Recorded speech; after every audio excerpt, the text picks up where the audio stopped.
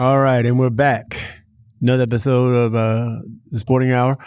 I'm your host, Mr. Lynwood Robinson, and like I said, my co-host will be calling in shortly.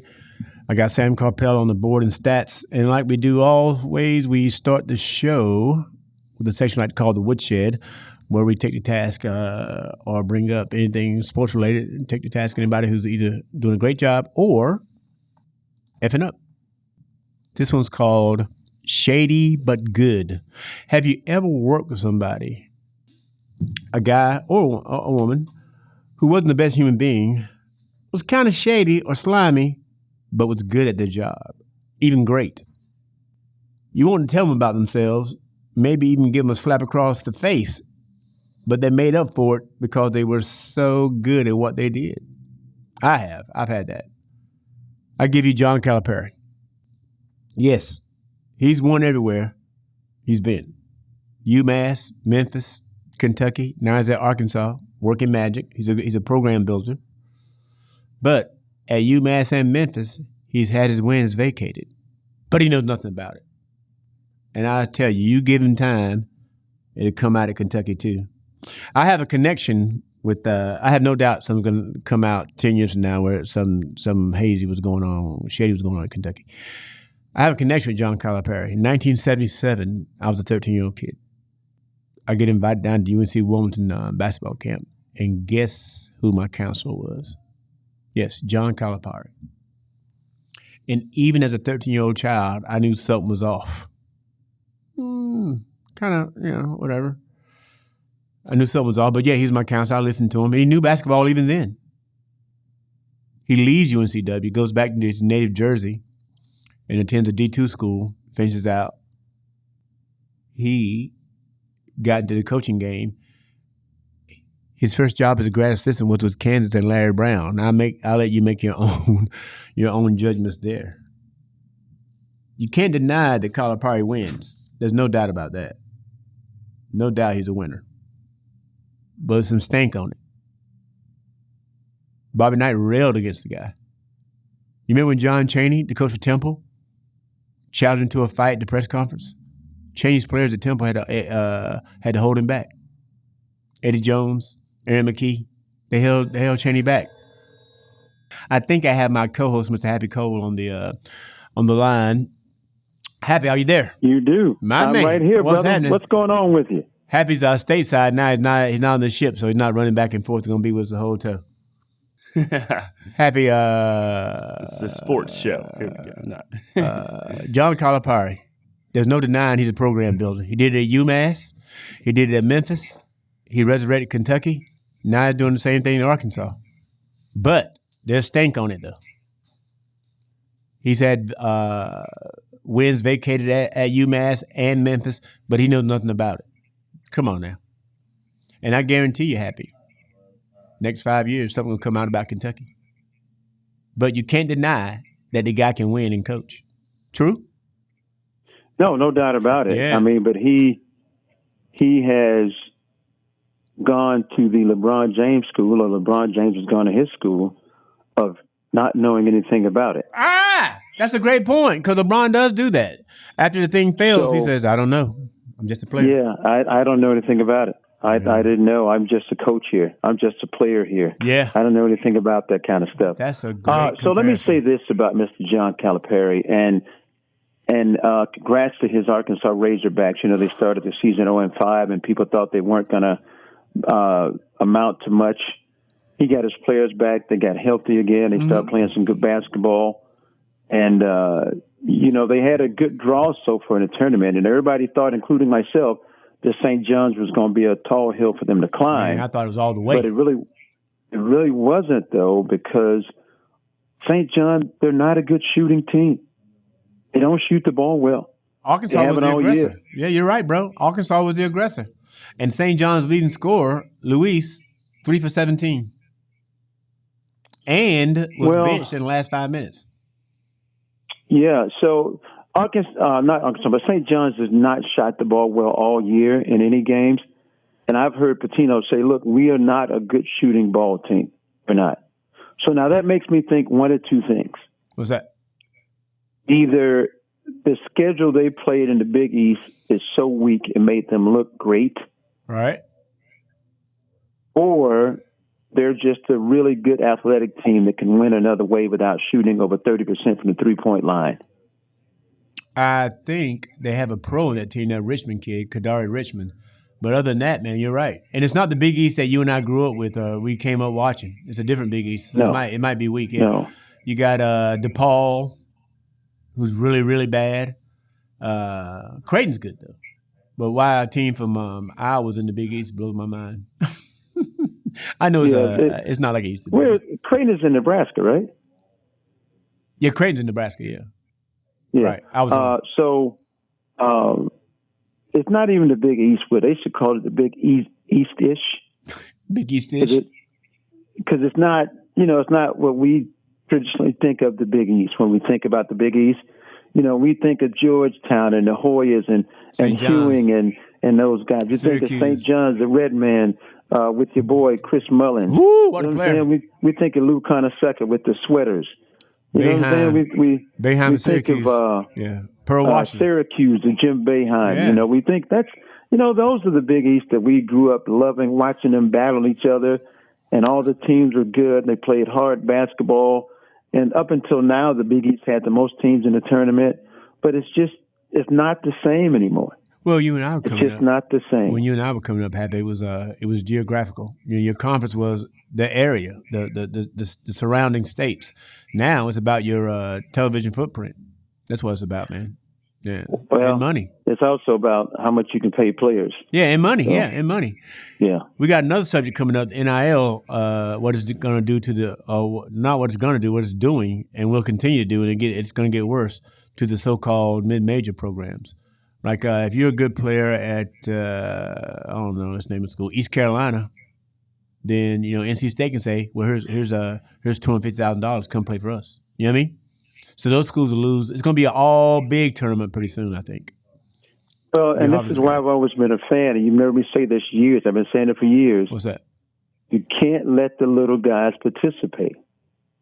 They need to have their own special tournament, their own week for their tournament, their own March Madness and everything, because what's going to happen is they're going to be bought out. Yeah.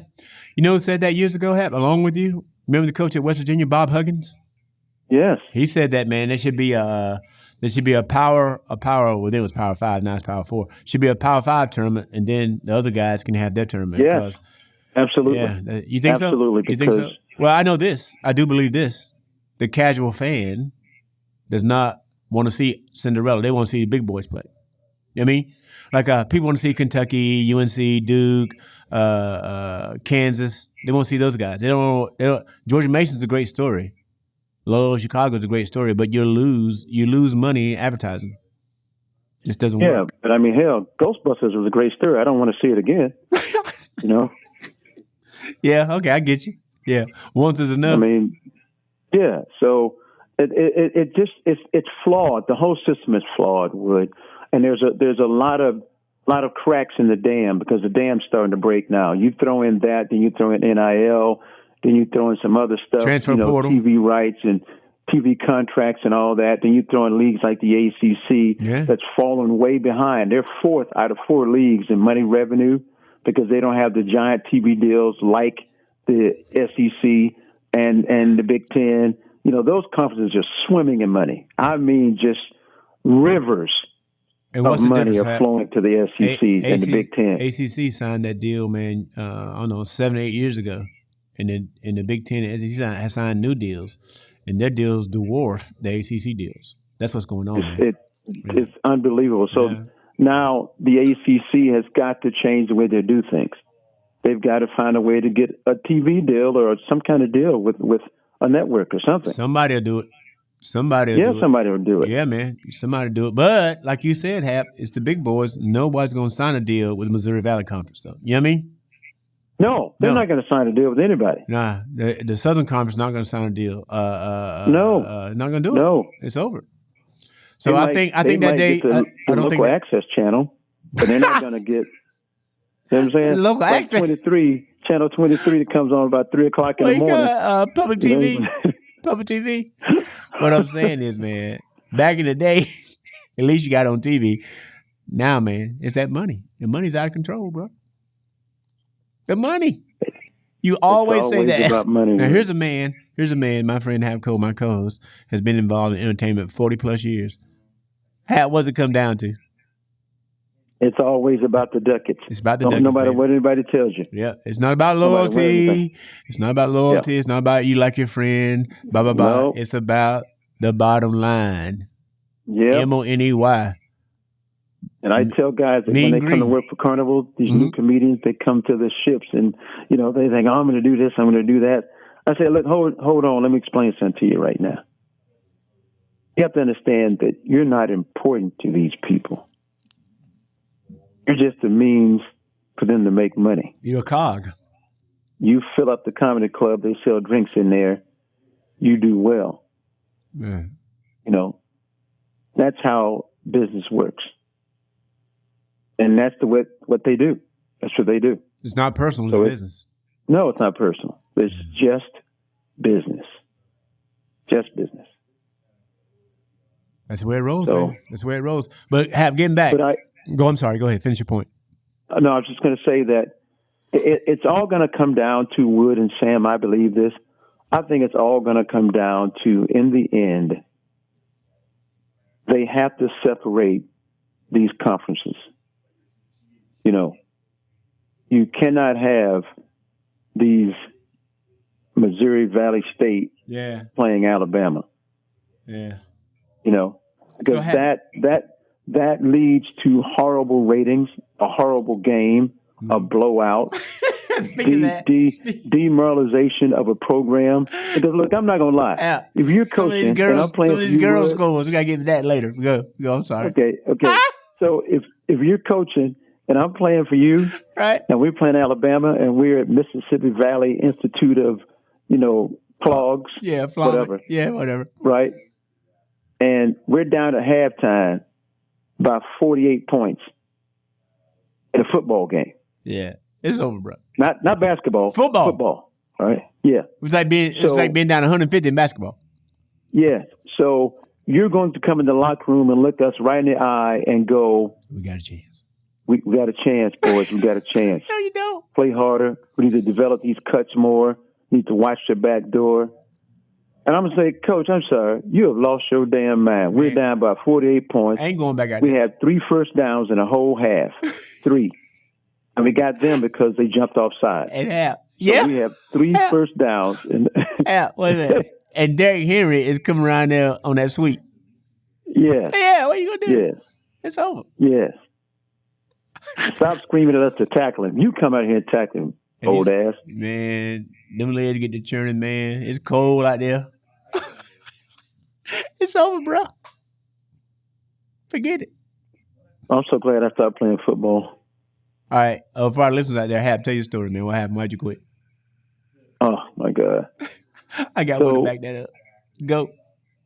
I loved football when I was growing up. That was my thing, man. And so I played 2 positions. I played quarterback and I played wide receiver. 2 for 9. All right. So they actually put me in a quarterback at practice. And I was like, okay, I got this, baby. I got this. First time back at practice, threw an interception. Right. All right. You threw an interception. So I said, man, I got to go make a tackle. I threw it. I got to make a tackle.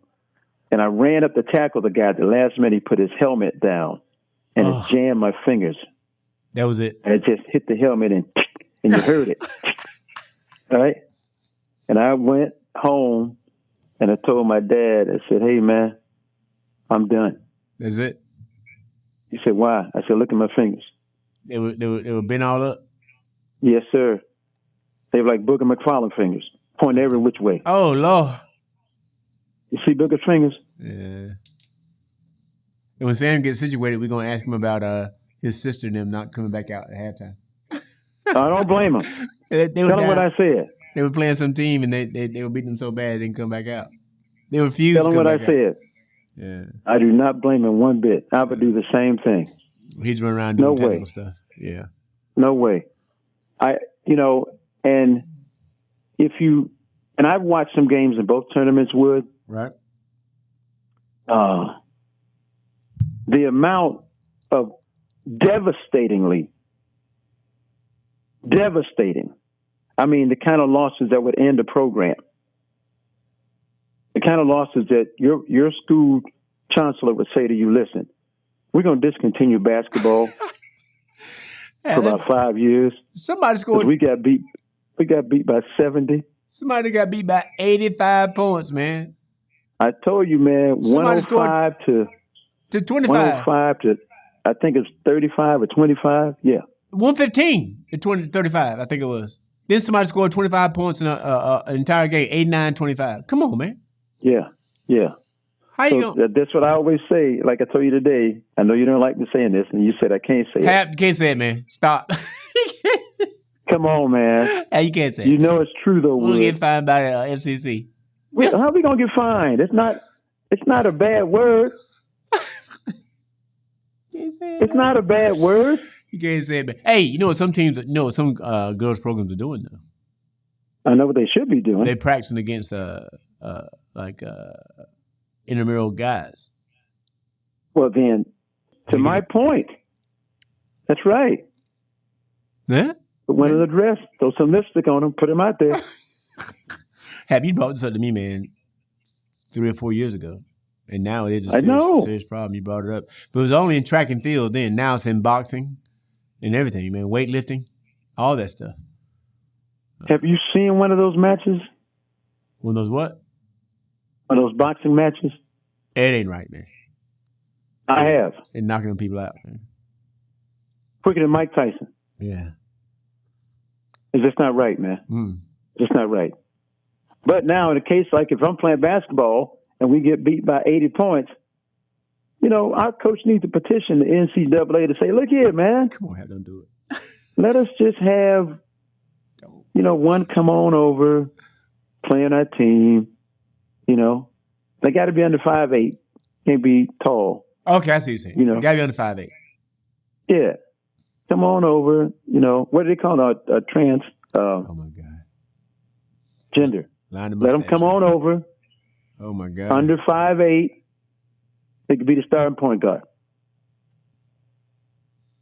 Oh, my God. All right. We're going. Hell, you're not the comedy show, man.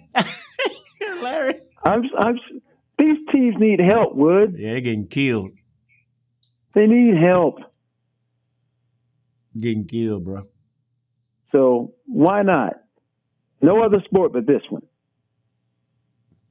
And you can only qualify if you had your ass kicked by 80 points. There'd be a lot of teams lined up for that. That's what I'm saying. Some of these scores are ridiculous, man. Everybody gets one.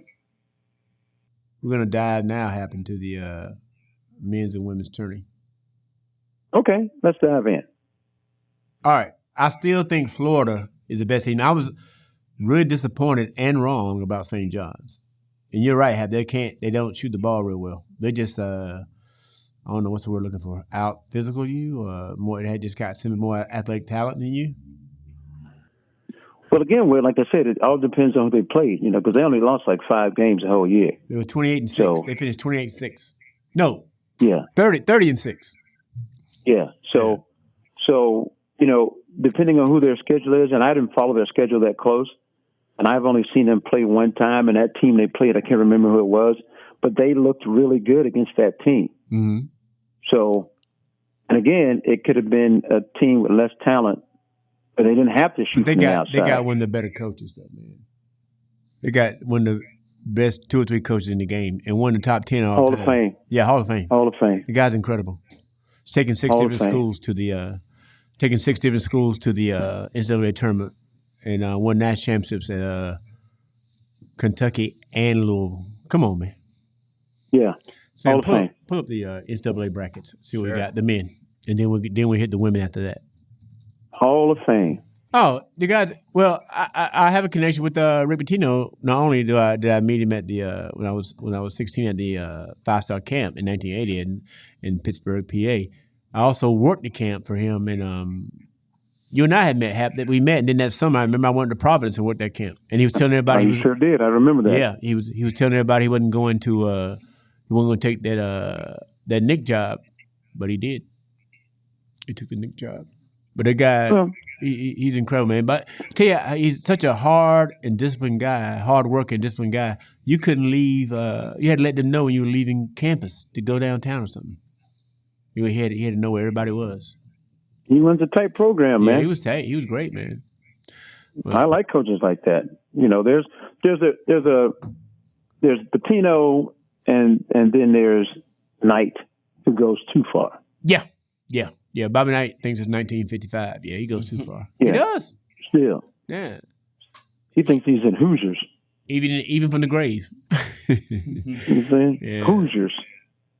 That's the difference in him and Krzyzewski, who was a Knight guy at Army, played for him, but Krzyzewski realized you have to adapt. And Bobby Knight said, I run things this way, and that's the end of it. End of story. And so he started, It worked till it didn't. yeah, until it didn't. As soon as he stopped going to Final Fours and winning 30 games, and he was winning 18, 19, 20 games, Indiana had enough. And he finished his career at an outpost like Texas Tech, but still winning, though. He was winning 20-something games a year with the average once you start talent. putting your hands on players, That's it. Man. Yeah, you crossed the line. it's time. You crossed the line by far. I mean, you've gone too far. You put your hands on a young man, not even your kid, somebody else's kid. And then say he didn't do it, even though the video was right there. Right, plain as day. Plain as day. He grabbed that kid, man. And then there to say, I didn't grab him. Yeah, I didn't grab him. I was just trying to talk to him. Video's right there.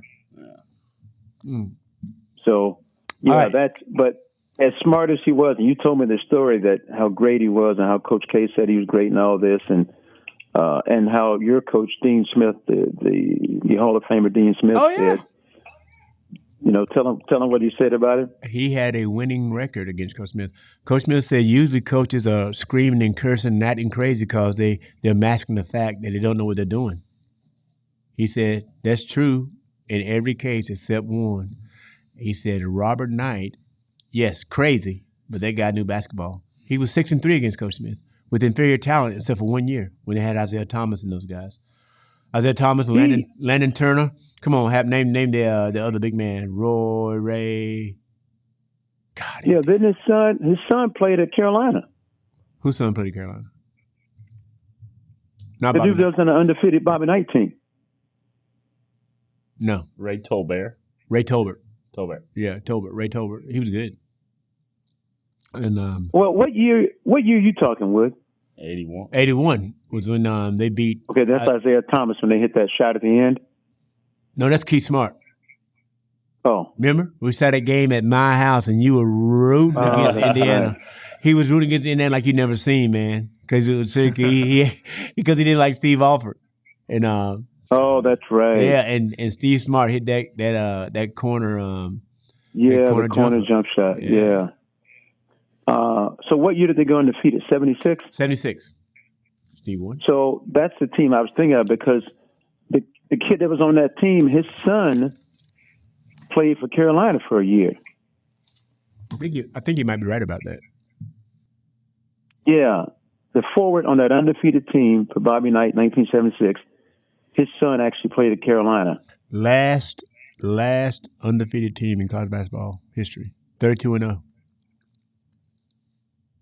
When Bobby Knight was 32 years old. He was great. Let me clarify something, though. What's that? Men's. Yes, men's. Yeah, you're right. Yeah. Is my beloved South Carolina. All right, Hap. Creighton beats Louisville, which I didn't expect. I did. You did? Yeah. Michigan beats UC San Diego. No, everybody was all high on them. UC San Diego? Yeah. Nah. They won a lot of games. They won a lot of games. Their first year eligible in Division I, but I don't understand. But Michigan beat them by 3.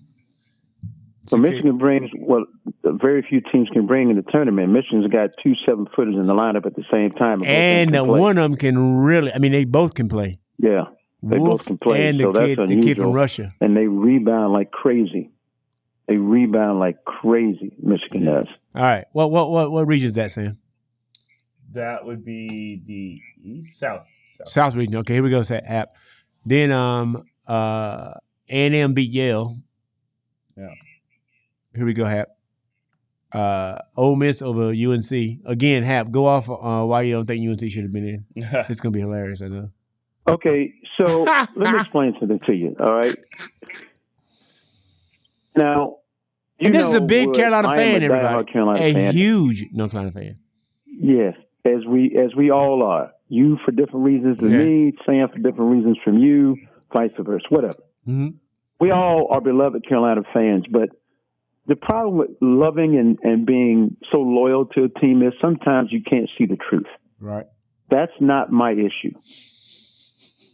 Carolina sucked for the entire year. It wasn't good. They sucked for the entire year. There's no way a team traditionally soaked in greatness as Carolina is or was should have 13 losses and go to the NCAA. They only had one quality win. Never with 13 losses. I'm sorry. Yeah. I'm sorry. Yeah. And you can't give up. First of all, 90% of the games, the teams they played against, outshot them from the floor percentage-wise. Right. Most of the teams they played against out-rebounded them.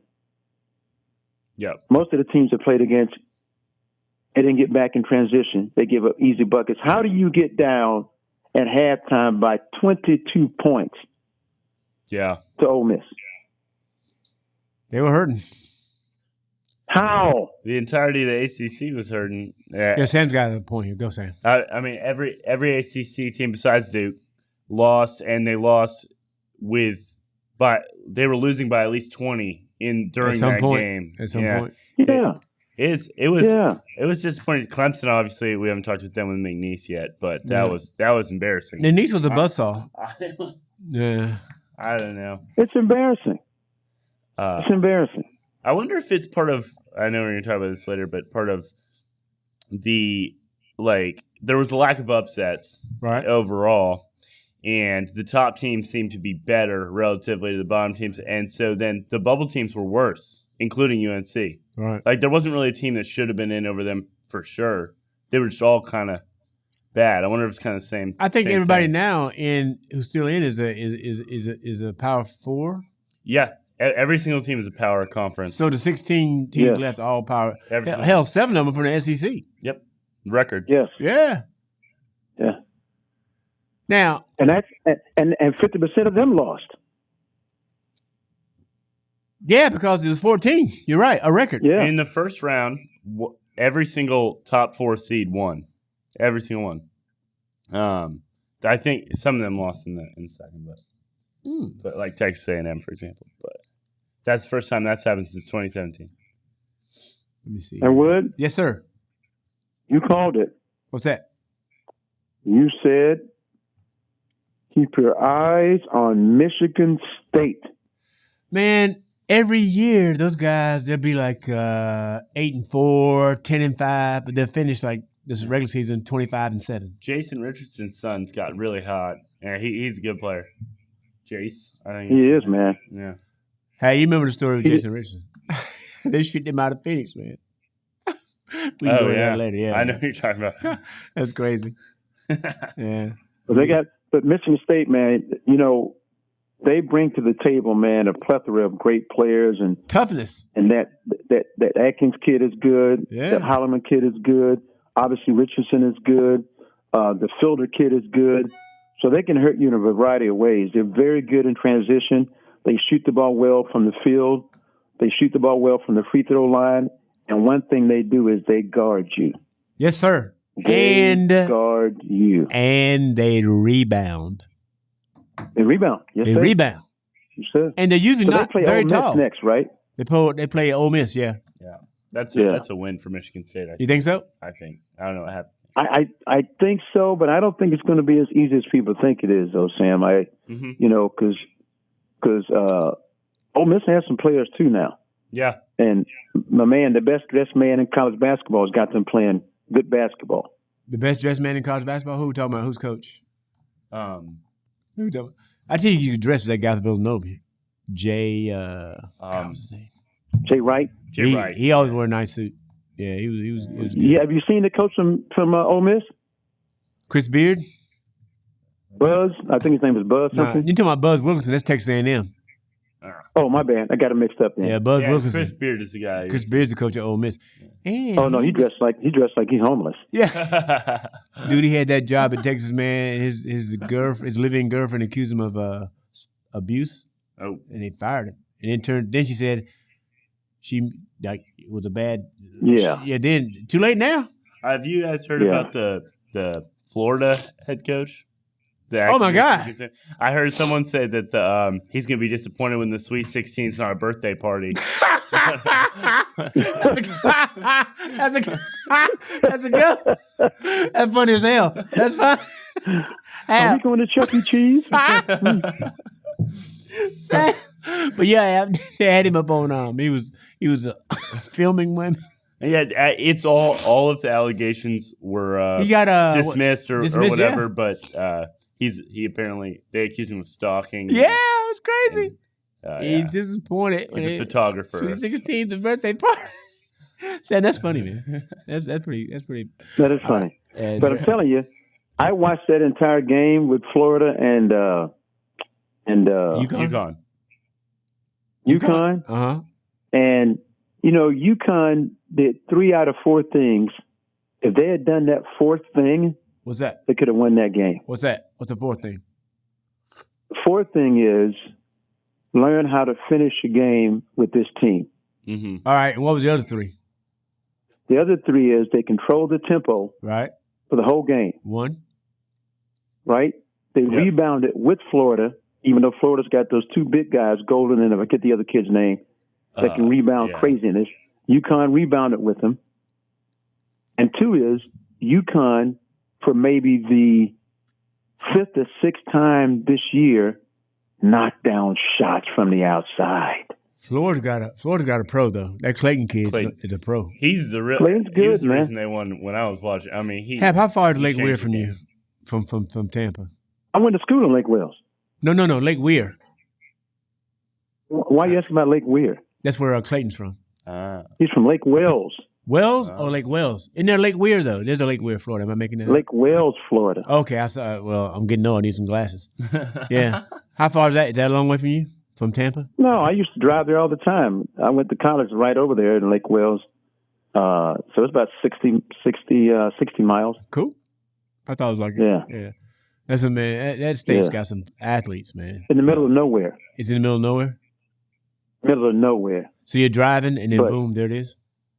Yeah, you just go back in time. You drive at 2025, you get to Lake Wales, it's 1840. I mean, it is. That won't be good for you and me. No, sir. That's why I never went out at night. Yeah. No, sir. But he can flat out ball, though, man. He can play. He's a pro. He's a pro. That dude, man. He's got a body, 6'3", 6'4". I bet he's over 200 pounds. He can shoot it. Wow, he can play. He can play, man. He can shoot the lights out, man. But he can also score, which is a difference. You know that you stand still, shoot, you're open. But he can also manufacture points. He gets in the lane, takes the bump. Yeah, he's good, man. Yeah. And he can create his own shot. I'm disappointed in. I'm disappointed in Memphis, man. I thought they would. Colorado State's not a bad team. They lost to Colorado State. They're not a bad team. Yeah, but here's the thing, though, Wood. What's that? Again, like I said about St. John's, they do great in conference games. They do great during the year against maybe out of conference competition. Uh-huh.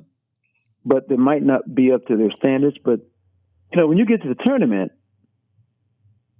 you've got to raise your game. And they did not do that. Evidently, they got a kid who's a pro though. PJ Haggard is a pro, but I'm telling you, he is. I think Memphis will be in the Big 12 like real soon. They're in American Athletic right now, which kind of like they took from the Big East, the original Big East teams. But I think Memphis will move to the Big 12 pretty soon because their football program is coming too. So, yeah, I don't know, and see here we're going to find out. I don't know if Memphis is one of those schools that can actually play with the big boys. And I mean, like you said, they might be a notch below. Yeah. I think so. I think what Penny Hardaway's done there is fantastic, and I think he's built that program up. I think he's given them a reputation. I think he got him back in the eye of the sports world, which is all great. You think Memphis, you think Penny Hardaway right away, what he's done there and all that. All well and good. He was good. But the problem is, who has he beaten Tier 1 wise? You're right. I didn't think about it that way, but you're right, though. Colorado State's got a pro. Who's he beat? Colorado State's got a pro. That kid, I can't think of his name. I think his name is Nique, Nique something. He can play. I think he'll be a pro. One of those 4-year guys. Hey, Sam, look up, get on Colorado State and look up their roster. Sure. Kid named Nique right there. Yeah, now, I would also go as far as to say that I think that there's a lot of schools that were in this tournament from day one that have pros on their team. Yeah. A lot of schools. The kid's name is Nique Clifford. Nique Clifford. Checks out. Nique Clifford. Okay. That weight, that listed weight is not right. He's bigger than that. But 19 points, 10 boards, 4 assists. He can play. They're one of those kids who get better every year. Probably wasn't high on the recruiting list coming out. And now he's growing to his body. He's gotten better every year. Yeah. And now that also helps with what? The NIL. Now you don't have to try to go to pros. You can stay in school, make some money, and get better. That's right. Right. Yeah. That's right. Yeah. But then the other question is, how much money is Memphis willing to spend on NIL deals? Yeah. I'm sure somebody going to waive. I'm sure a Big Ten school or a SEC school is going to waive some money at PJ Haggerty. You know they are. Yeah, you know they are, man. And the thing about it though is, and this is while I said the rules or the system is suspect, because that shouldn't be allowed to happen. You can't as a Big Ten or Southeastern Conference team, you can't go to the tournament and see a kid from another team that plays great. You should not be allowed to go to him and poach him and say, look, we can offer you double what they're paying you here. Come play for us next year. And get your mama a job too. Yeah, you're right. Shouldn't be allowed to do that, man. Yeah. I'm sorry. Yeah. Shouldn't be allowed to do it. You got something that's just not right. Yeah. But Hap, I'm telling you, man, it's the wild, wild west out there. They need a czar, an NIL czar or a transfer portal czar. They got to get some rules, and you just can't. Like you said, bro, I'm with you. You shouldn't be able to. I'll give you an example. Marnie Edwards, that great quarterback at App State, engineered that upset at Michigan. Now, flash forward, if he's playing now, good and well have Mississippi State. Somebody will be on him to leave. Absolutely. There. Oh yeah, in a second. Absolutely. In a no second. doubt about it. Yeah, he would never finish his 4 years there. You never go back to App. Never go back because they can't remotely give that money. They can't match the money that Auburn or Texas A&M could give him, man. Or apparently BYU. He would leave all his money. He would leave all his clothes in the dorm room. He would keep it moving. Y'all can have all this. I'm gone. Yeah. I'm sorry, Sam's got a point Never here. come back. Listen up. Sam's I got was something. saying I heard that they're paying BYU is paying next year's top recruit $7 million for per year to come there. So I find that hard to believe, but I mean it ain't happening. AJ Debin something I don't know. Hey, look up. They got money. Yeah, look up. They got a lot of money. Look up Michigan. What Michigan get that quarterback that come in next year? Hap. Now Hap last year, Hap made jokes about it. Michigan hadn't even discovered a forward pass last year, but they got a kid coming in now. How much money they give him? They could not throw the ball. How much money they giving this kid, Sam? Bryce Underwood became the second 5-star quarterback to flip his commitment. The figure reached $12 million, 10 and a half over 4 years. That's crazy, man. That's more than Jameis Winston's making. Yeah. Actually, it is. That's right. Yeah. Hap, could you please try to get James Winston a 15-minute slot on one of your shows, man? That dude is hilarious, man. He said the Lord want him to stop throwing these interceptions. He said, I'm going to get it right. He's gone to the Giants. Yeah, he's going to the Giants, man. 2-year deal, $8 million. He was here for a while. That ain't gonna work. He had a decent year last year. That's when you said that. Oh, Yeah. no, he didn't. No, he didn't. Say, yeah, I'm wrong about that. No, he did not. We have to redefine the word decent then, because all right, that was not completely switching sports. What are you gonna do with Sean Watson, man? I'm telling you what I always thought they should do was, all right? God. Oh, my God. Give Sean Watson his money. Take it easy. Give him a map. Give him a U-Haul. Circle the desert and say, there you go. And drive his truck to the middle of the desert and live right there for the rest of his life. That's all he's got to do. With millions.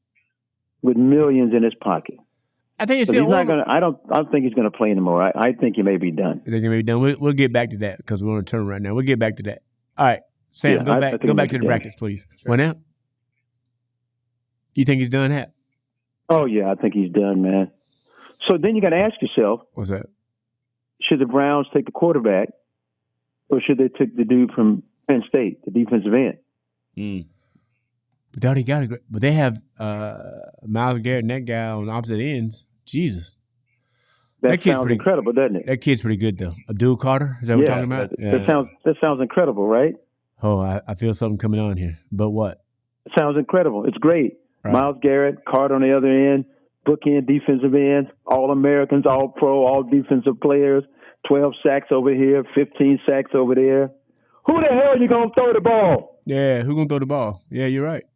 Who the hell is going to be the offensive leader? You cannot win in the modern NFL without a good quarterback.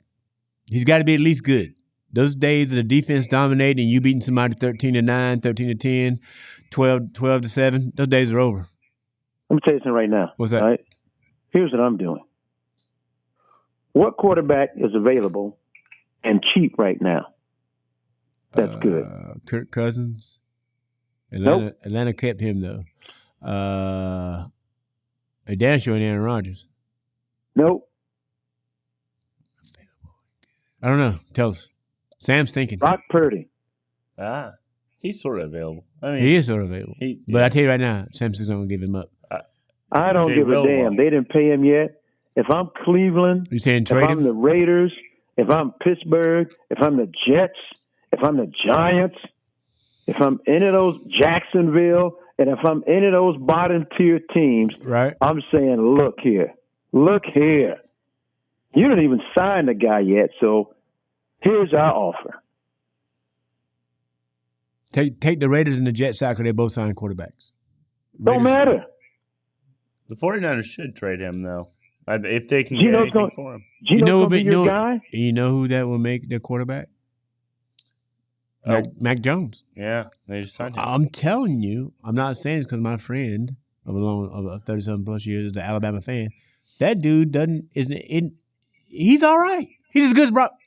Well, I say he's as good as Brock Purdy. He's sort of like he's a similar version, sort of. Yes, like he's smallish, accurate. You're right. Yeah. But we got to finish this basketball thing. We'll get back to football. We'll get back to football after the break. All right, Drake's coach just took the Iowa job. Yeah. Ben McCollum. He just took the Iowa job. Somebody else left today too. Who else left today? That's who it is. No. Somebody's going to.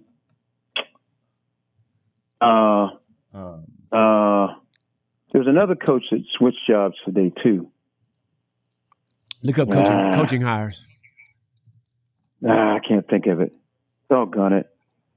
Well, I tell you. It's all right. We're getting old. I need some Memorex or something. Here we go. Memorex. I remember that commercial. That's a good one, Hap. All right. Here we go. Out. In. Go for the in part. Yeah, I don't know. He's going to Texas. Oh, yeah. Sean Miller. Xavier's coach, yeah. Sean Miller. Former Arizona. It's the same. No, he was at Xavier. Did great. Left and went to Arizona.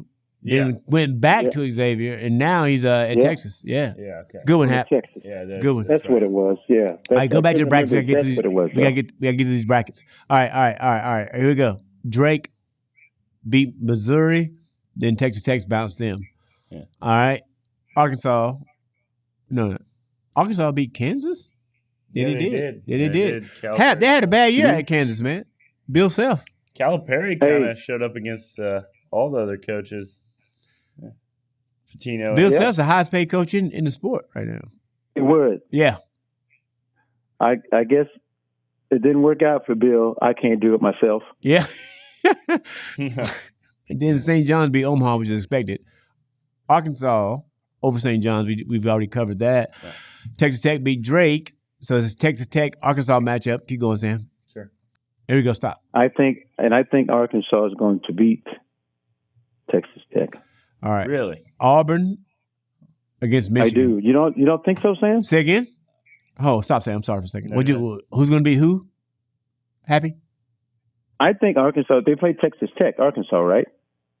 I think they can beat Tech. Yeah. What do you think, Sam? Because you had some trepidation there. I do think Texas Tech is a better team. I think they had the best 3-point shooting game in the history of the tournament. They just lost. They did. They did. But then I don't know. Arkansas, they have a lot of talent. I really wasn't that surprised when they were able to beat St. John's. So you might have a good point. But it just seems like a sort of a long run for them to go on to beat St. John's. I just think that they're very healthy now. They got players back. They got 2 key starters back in the lineup. And, any John Calipari team, you give those guys a little confidence, make them believe in themselves after they beat Kansas, then they beat St. John's. They beat a number 2 seed. That's all those cats need, man. Yeah. That's all those cats need. Yeah. And a 1-game scenario. Yeah. Yes, sir. Makes sense. Yeah. That makes sense. Yeah. All right, Sam, go down to the bottom of the bracket. Yeah, here we go. West, yeah. All right, no, go one more, a little bit more down. Yeah, Texas Tech, Arkansas. Yeah, I'm picking Arkansas too. Happy. All right, next, go up, Sam. Sorry, no. Sure. No, go back. Texas Tech, Arkansas. Now right there, Ole Miss and it's Florida, Maryland. Florida's going to trounce Maryland. Not trounce. They're going to beat Maryland though. Hey, but don't count the Terps out. Hey, I grew up watching Maryland, man. John Lucas. Yeah, they were great. But those guys don't play anymore. I'm talking about these. That's funny. I'm saying I grew up watching. Yeah, you're great. Yeah. I'm just saying, I saw some of their game the other day. Mm-hmm. Here's the great thing about them, man. They never play out of sync. You know me, the king of useless information. The kid that made that last-second shot for Maryland to beat Colorado State, him and Cooper Flagg, high school teammates. It must have been some team they had. That kid can play, too. He's not Flagg, obviously. But Yeah. But I'm still taking Florida. Mm-hmm. Go, Sam. Go up? Yeah. Oh, stop. That's a smart pick. Yeah. That's a smart pick, Wood. Ole Miss and who? It's Ole Miss and Michigan. No, it's Ole Miss and Michigan State. Yeah. Happy now going Michigan State, the rebounding fools. Hap, we talked about this earlier today. Auburn, Michigan. You're not real high on Auburn. No, I'm not. Yeah. I'm not. They're shaky situationally, and their guards are not coolers at the line. Creighton was beating them in the first half. The first half of that game, Creighton was the better team, and Auburn was struggling. They struggled at the end of the year. With the size on Michigan, I think it's going to be a problem. That was sort of their problem with Creighton, it seemed like, too, as well. Michigan got them 2 big boys in there, man. Might neutralize Broom a little bit. Hat, what do you think? Well, that's what I'm saying. I mean, they bring some size to the table. Not just size of wood. They bring 2 7-footers that can actually play. I mean, actually play. They're just not showing up being big. You know what I'm saying? Yeah, I think they can actually flat out play. They can score around the basket. They can defend. They can rebound. They can run the court. They got some serious big guys coming in there. I think those 2 guys will be in the NBA. This guy can play, man. Yeah, they can play. Yeah. Absolutely, they can play. Is that the top half of the bracket, Sam? Yeah, we're in the top. This is the South. All right, go over. That's the East. Now we're in the East. Duke. Trounced Baylor in Raleigh, which is basically a home game. But they earned the right to be there. And they face Arizona. Caleb Love in Arizona. I don't think it's going to be a challenge for Duke, man. Duke. It's in Raleigh too. In my opinion, Duke, is the second most complete team in the tournament after Florida. After Florida, yeah, Florida's good, man. The stats would say that Duke is one of the most efficient teams ever in the tournament. They're the other teams. They have a 67-point margin of victory through the first 2, and I think they had a relatively easy schedule with Baylor and I'm forgetting who their first game was against, but St. Mary's. Yeah, but they are in the top 5 in offensive and defensive efficiency, the only team in the whole country to be that in the season, and it's been even better since the tournament started. So. They're up there. Well, here's why that is. All right? Mm-hmm. It is because Duke, even more so than Florida, all 5 of their guys can score. Yeah. Mm-hmm. And Sam brought up a good point a few weeks ago when they were playing. When Duke came here, they're long. Yeah, I mean, Baylor's their guards are 6'6" and 6'5", and they can guard people. Yeah, Baylor's and that's too, the thing. And they dwarfed them. Yeah. You're right. Have all 5 very guys, interchangeable. They can make plays. Very interchangeable on defense, and all of them can score. Proctor. They don't have a position on the floor where they can't score a bucket from, and that is a nightmare for defenses. I think that kid Proctor is an NBA player. Yeah, too. he made like 7 of 8 threes or something crazy like that. Well, just that. He's also good with the ball. Doesn't turn it over. He's got great size. He's 6'5", 6'6". Yeah, he's a problem. He's a problem. Yeah, they get in the lane, and it is just it. You know, they're really good at. They're really good at walling off. Yeah, they wall the lane off. They're good. I like them. What do you think about? And they play great perimeter defense too. They guard the other guards, even as big as they are. They still get down with those guards that are 5'9" and 5'10". They still guard them like pick them up. Like and Proctor and the real dark brother, I forget his name. Come on. He's got the dreads. Yeah, it's strong. Strong, man. That dude is strong, man. He's a grown man. And it's interesting they were playing against Roach, who was for 4 years he was at Duke, and then now he was on Baylor. See what he did. Yeah. That's an interesting thing. Jeremy Roach. I saw that. I think Shire's gotten better as a coach too. Probably. This is a fun set I had. I just saw it, so I wanted to say Duke has scored on 79 out of 123 possessions so far in the tournament. So 65% of the time, the ball's going in the basket. That's crazy. 10% or 7% better than UConn last year, and UConn was Jeremy Roach college stats. Yeah. And again, it's all in how you recruit. Say again, Happy? It's all in how you recruit. All in how you recruit, man. Hey, against Duke, he had 7 points, 1 assist in 26 minutes. Yeah, he didn't show up necessarily. So then you got to ask yourself, all right, why would that kid transfer from Duke to Baylor? They lost everything. Duke lost their whole team basically last year. But why would he transfer? I don't know what happened. I don't know what happened. They were playing together. Go through the career stats. Sure. Let's see what he got. Yeah. This year he averaged 10 points a game at Baylor, 3 assists in 28 minutes, Sam? Yeah, 29 minutes. 29 minutes a game. He played a little more the last 2 years at Duke, but was averaging 14 points a game, 3 assists. That whole team bailed, so something happened, man. Something was going on. I think the new talent. Yeah. What's that kid's name? I would have ran back to Duke through a fire with gasoline draws on. Yeah, there is no way in hell that I'm leaving Duke. Because Duke is always going to be good. Yeah, pretty good. Duke is always going to be good. They're doing their thing. Do you think they'll have any trouble with Arizona, Hap? I think in the first half it'll be close.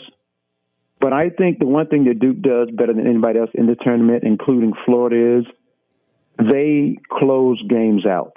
Mm-hmm. Yeah. They don't ever take their foot off the gas. There's no lull period with them. There's no shakiness with them. They close games out. Yeah, they got you. They put their foot on your neck. Mm-hmm. They finish it. Yeah.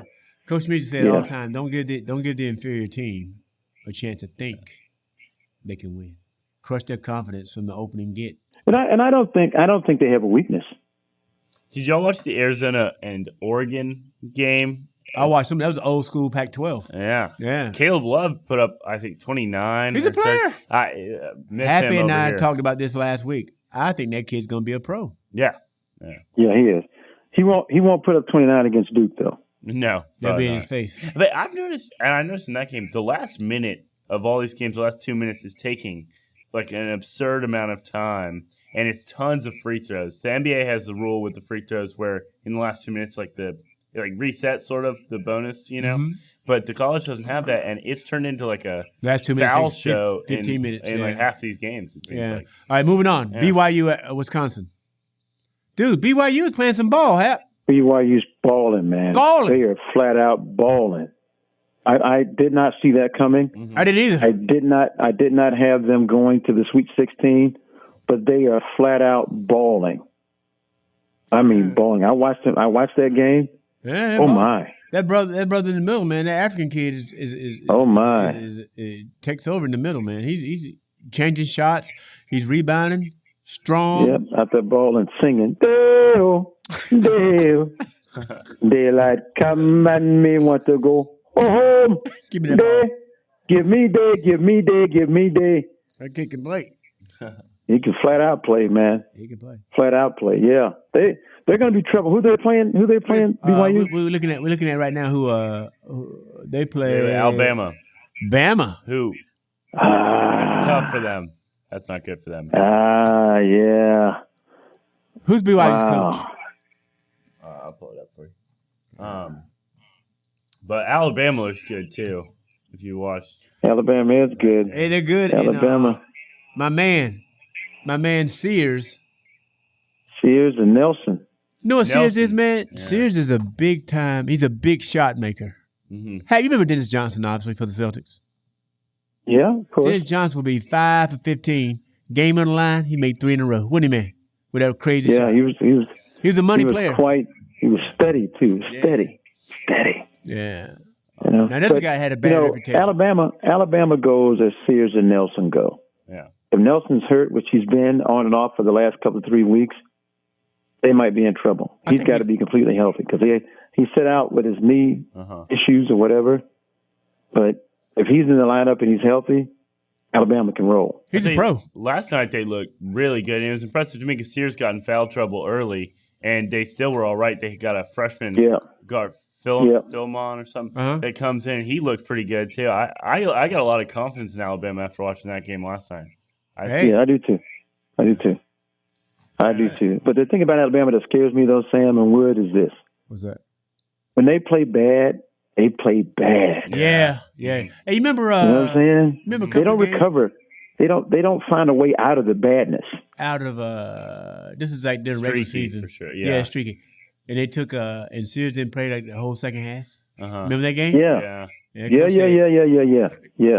That guy's a good coach. Nate says everybody's got to go. But when they start going the wrong way, man, they go the wrong way completely. Nate Oates does. They can't make really shots. Yeah. Right. Yeah. All right, go back to the brackets. Yeah. I'm sorry. No, you're good. Where are we?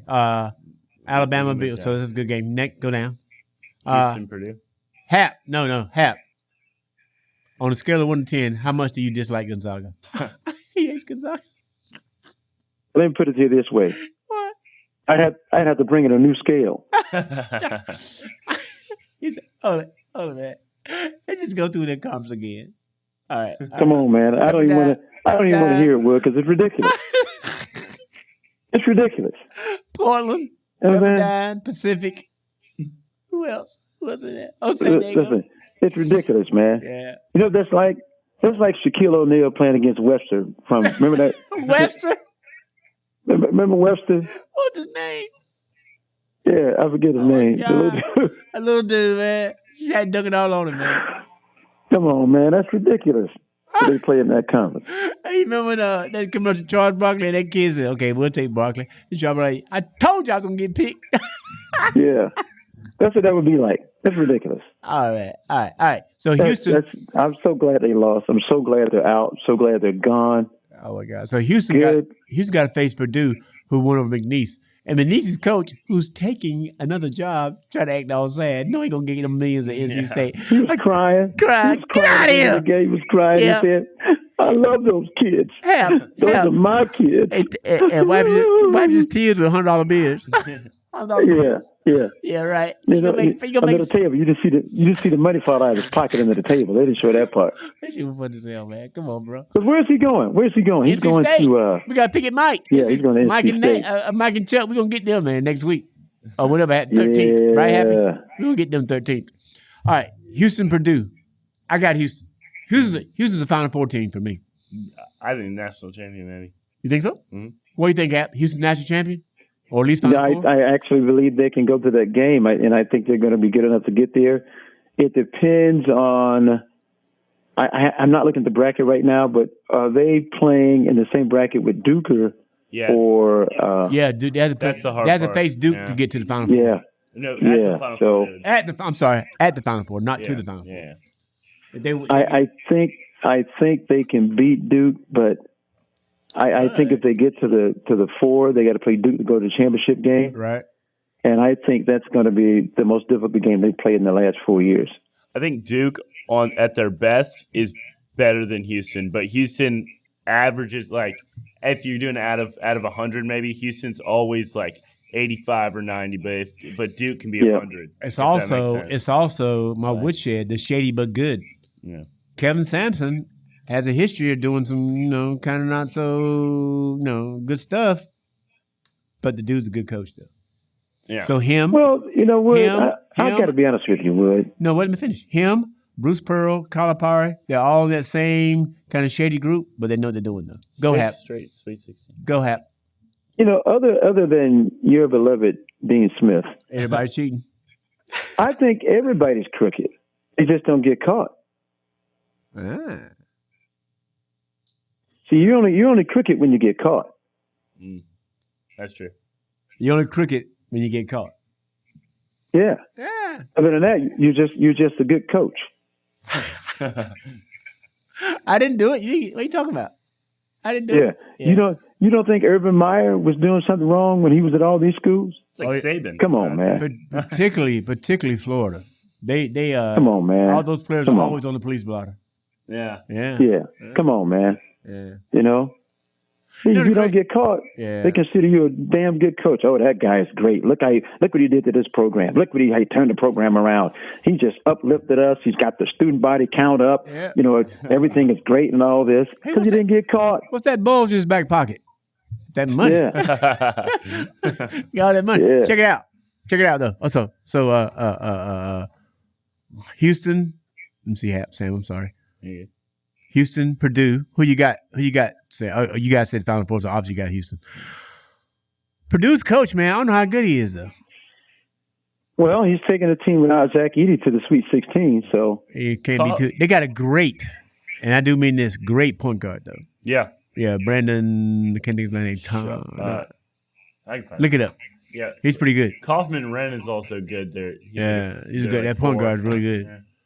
Purdue roster. And one thing they still can do that they did last year. What's that? They can still shoot the ball. Yeah, I can't think of that kid's name, but I got you. Yeah, it's all good. Yeah. Purdue ball. Is that coach's name? What's his name? Painter or something like that? Okay. Yeah, Matt Painter. Braden Smith. Yeah. Braden Smith. Yeah. Look, here's Braden Smith. 16 points. 9 assists. 9 assists a game, Hap. Yeah. On five boards. So at 6 feet. I know I've said this before on air, man. They have a height All right, problem, that kid, this is small. If that kid right there averages 5 boards a game for Purdue, my friend and co-host, Mr. Happy Cole, I'm telling you, Howard averaged 8.5, 10 boards a game in college. Only thing he was missing, he didn't have a good coach. I had a great one. 5 boards listed at 6 foot is actually that's pretty good, man. Surprising. I'm telling you, this dude is 6'2", but he got the arms of Kevin McHale. I'm telling you, he could board, man. He could board. Long arms, wide shoulders. Yeah, you're snatching that ball. I couldn't believe it. But yeah, Purdue, but I'm picking Houston though. Go back. Yeah, I got to go to Houston because I don't think Purdue's played a team defensively as adequate as Houston, and I don't think they're going to be ready for that kind of pressure. And I tell you something else. I'm sorry. They're going to have to knock down a lot of shots too from the outside. I tell you something else. Houston's got a lot of grown men in that team. I mean, like guys who, 6'5", 220, 6'3", 200 pounds, 6'8", 240. They got a lot of grown men in that team, man. So 42 years old. Yeah. When I was, they call it middle school now. When I was in junior high, we played. I went to Brogdon. We played Mount Olive Junior High. They all had mustaches.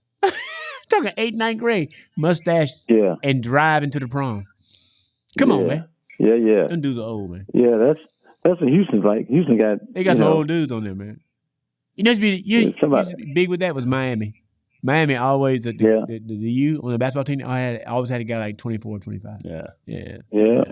All right. Kentucky, Tennessee. I tell you, man, watch out for Tennessee, man. Tennessee's better. Best defense in the country. Well, Ziegler is a great player. He's a great distributor of the ball. 5'9".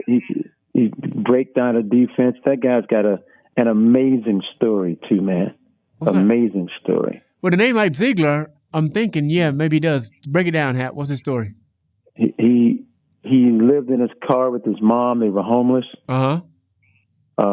And it just goes bad from there on back, man. But he was blessed with coaches like you had. Yeah, I had a great one. That never gave up on him. Yeah. And, they found a way to get him to school. They found a way to get him to and from. Yeah. And his mom never gave up on him. So, because they were literally living in a car for a long time. Literally. Yeah. You're not saying sleeping there a couple of nights. They were literally, that was their house. No. In the car because they got kicked out of their place where they were living. Yeah. Things got a way of working out. So they started a GoFundMe for him and his mom, and they were just looking for $50,000, $60,000. They ended up getting $375,000. That'll pay some rent. Yeah. You mean while he's at Tennessee or in high school? Yeah, no, while he's at Tennessee. Oh wow. Oh man, that's cool. Yeah, that's great. That's really and the school should do that, man. Yeah. He's out there making $100,000 per game for the school. Yeah. Good for him. He's a player. Yeah, so he's a player. He can flat out play, man. He can flat out play. Great defender. Flat out play. He gets up on you. Mm-hmm. He's like 5'9", real strong. Yeah. What was it? Kentucky looks pretty good. 14 points, 7 assists a game. Yeah, I'll take that every day. Oh yeah, and he doesn't turn it over, and a great defender. So you got Tennessee or Kentucky? Who you got, Sam? I got Tennessee, but Kentucky it does look good of late. So what about you? I'm going with Tennessee. I just think Tennessee is going to be hard to guard because unlike Kentucky at their position, they have tremendous athletes. Yeah. It's going to come down to coaching, though. I don't know if Pope is as good a coach as Barnes. Yeah. Now, Rick Barnes is good, man. Phenomenal. He's just situational coaching. He's great. Yeah. He knows how to motivate his players. So he's just wonderful with those kids, man. Wonderful. A lot of experience. Not saying that Pope is not, but I'm just saying, Where was Pope before he came to Kentucky? You know this? So those kids playing at BYU, those are Pope's kids. Yeah, those are his children there. Yeah, so yeah. Now I will say about Tennessee. This is what I say about Tennessee. Even if it's a 50-ish game or 80s game, Tennessee's the same team. Mm-hmm. They can do both. Yes. They can. Yeah. Yes. Right, Happy? They can score on you. Well, yes, they can. Yeah. And it's because of Ziegler. Well, they can win a slugfest. There you go. Ziegler's nice, man. Yeah. He's nice with it. He controls that entire tempo of the whole game. He is a general. He is the leader. He is the majorette. He is all of that stuff. He is out front, leading them. Yeah. He is, He's good, man. He's the baton twirler in the midfield. He is all of that, man. A guy who's going to be a pro, Chaz Lanier. Lanier, yeah, he's a good player. And 7 of their 8 guys that play any minutes at all are juniors or seniors. 6 seniors, 1 junior, and 1 sophomore that play for them. They plenty of experience on that. Maybe the most experienced team. Well, Happy, I'm going to test Happy right now. This is what I think and what I remember. I can't ever remember a young team winning or coming close to it. With the exception of the Fab Five, they lost the finals 2 years in a row, but those guys are off the charts. The Duke, Duke, those Duke teams. Yeah, I would say Duke. Maybe? Which one? 20. Who's the best player? What's your boy, the point guard? His brother's coach at UConn. Hurley, because he was a freshman, I think, when they went to the championship. No. That Hurley's always got something to say. That was Bobby Hurley's sophomore and junior year. But not the first year. The first year. Sophomore year? His sophomore and junior year, they won it. His first year. No, 91, 92. His first year, they made a composite tape of him whining and complaining to the officials all the time and told him he had to stop it when he was a freshman. Oh. Yeah. But yeah, you're right though, Hap. That's pretty close. So one more year. But what I'm trying to tell you is that 91, 92 team with Grant Hill and Leitner. Come on, Hap. Hurley. and the guy that I always There forget was about. Thomas Hill. Thomas Hill, remember him? Of course, the other Hill brother. Yeah. Now he's a big time Muslim guy. Yeah, he's good, man. He was great. 6'4", lefty. He was the guy crying after letting hit that shot. Yeah, I remember that. Yeah, man. Yeah. Oh, Wood. Yes. I sent you something the other day that had you in it. Had me in it. Oh my God. Yeah. Robbing a bank. It was a picture of Extortion. you patting Mike Jordan on the back because he was getting ready to get off the bench to go in the game, and it was you patting him on the back. Oh, Mike, great man. Oh, Jordan, who's that? Go ahead, Mike. I don't know who that is. Go ahead, Mike. I never heard of that guy. Michael, man. Oh my God. And there's a clip, Wood, of Matt Damon. Matt Damon. And Matt Damon in that movie? In the movie, saying that he is going to be something that we don't know. Yeah. But we all want to know. And then he goes, even Lynwood Robinson knows. Yeah. Matt Damon? I'll tell you. Okay. Sorry. But what I'll say is this. When Michael was trying to decide what shoe to take, it was hey, you remember Etonic? Yeah. And, I don't know why I shouldn't, but yeah. Yeah, that was Elijah Wan was their big guy, and it starts with an S. Oh God!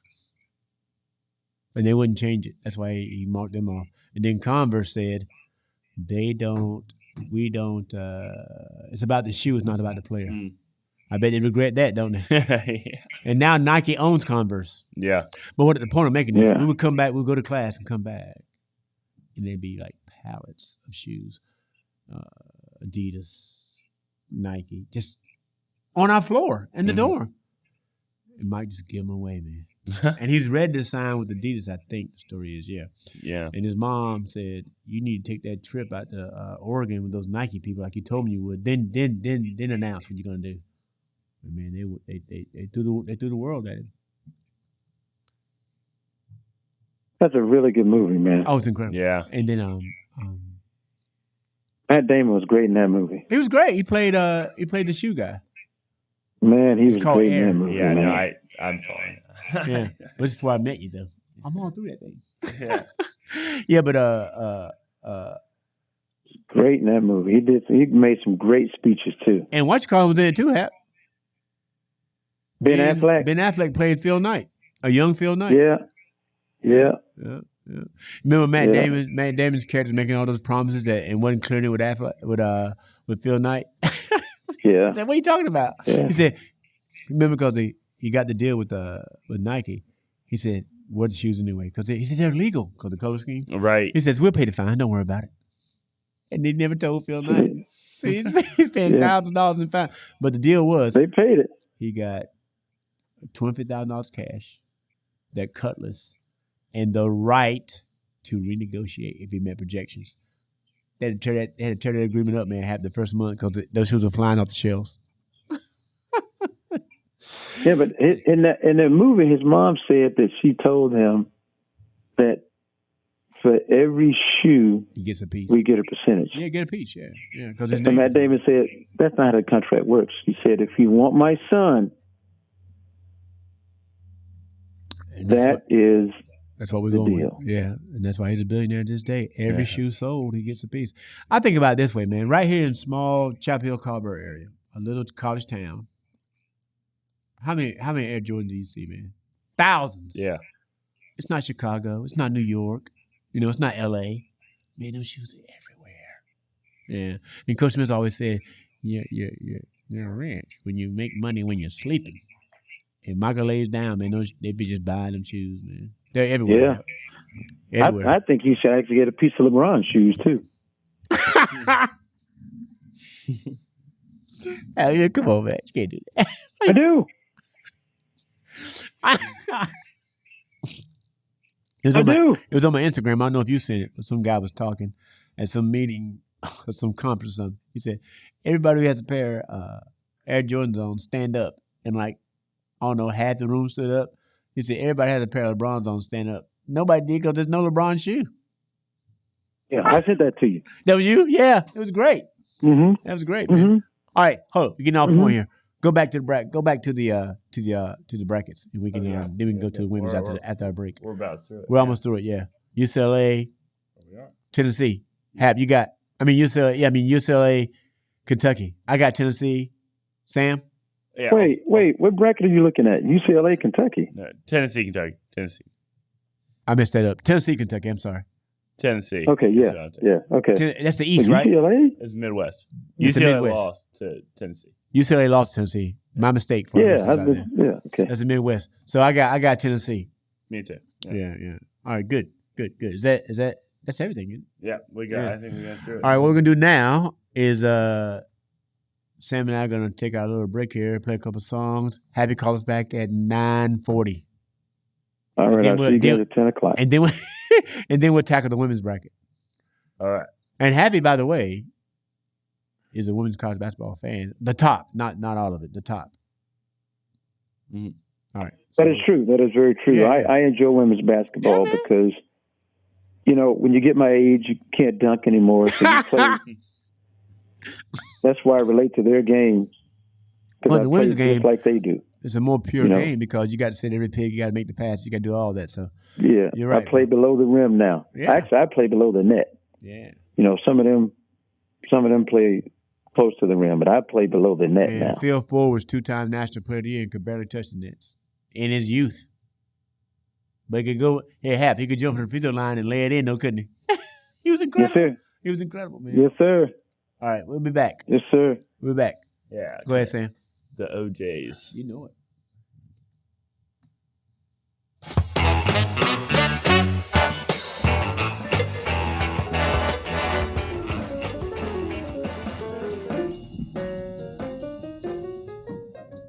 All right, we're back again.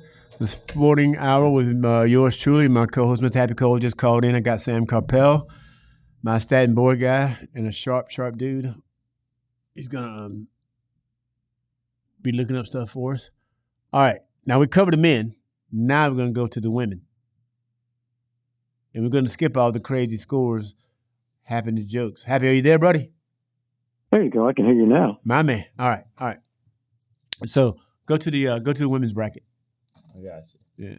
Do you know where you're going to? Do you like the things that life is showing you? Happy Cole. Multi-talented. Yeah, he's a guy. Go. Find the bracket. Yeah. It's right here. Here we go. What on the left there? What bracket is that, Sam? This is the South. We gotta find out. Spokane. They're in Spokane. It's gotta be west then. Yeah. Spokane. Yeah. Here we go. UCLA blitzed Richmond, and now they got Ole Miss. UCLA Ole Miss women's. UCLA got that girl Betts in the middle. She's the first team All-American. I'm going with them.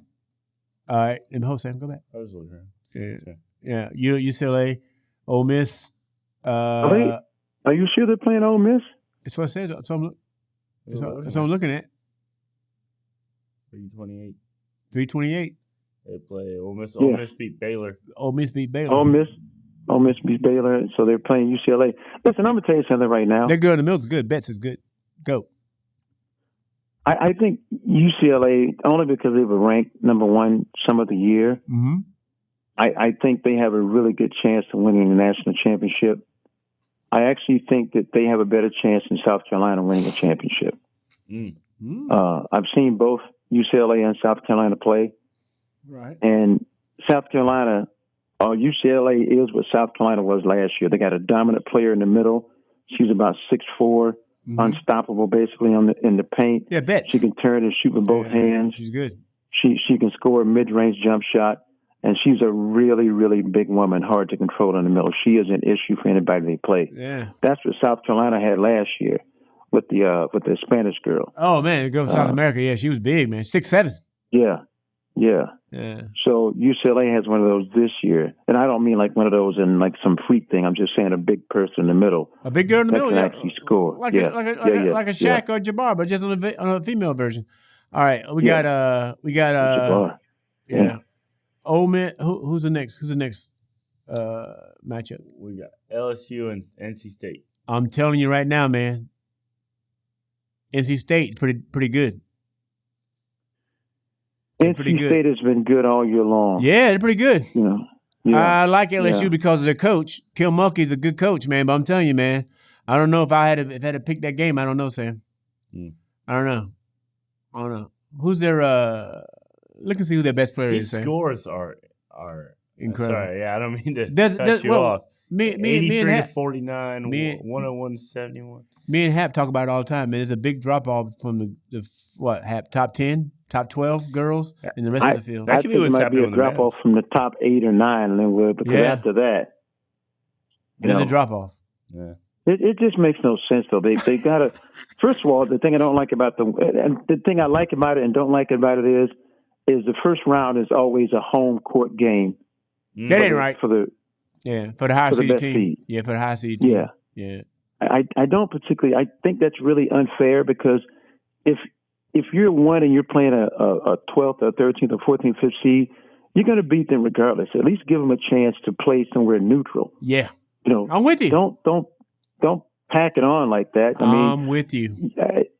All right, here we go. But hold. Yes, sir. All right, no, it's okay. NC State, but coaching is also incredibly important in college. Kim Mulkey's a coach at LSU, man.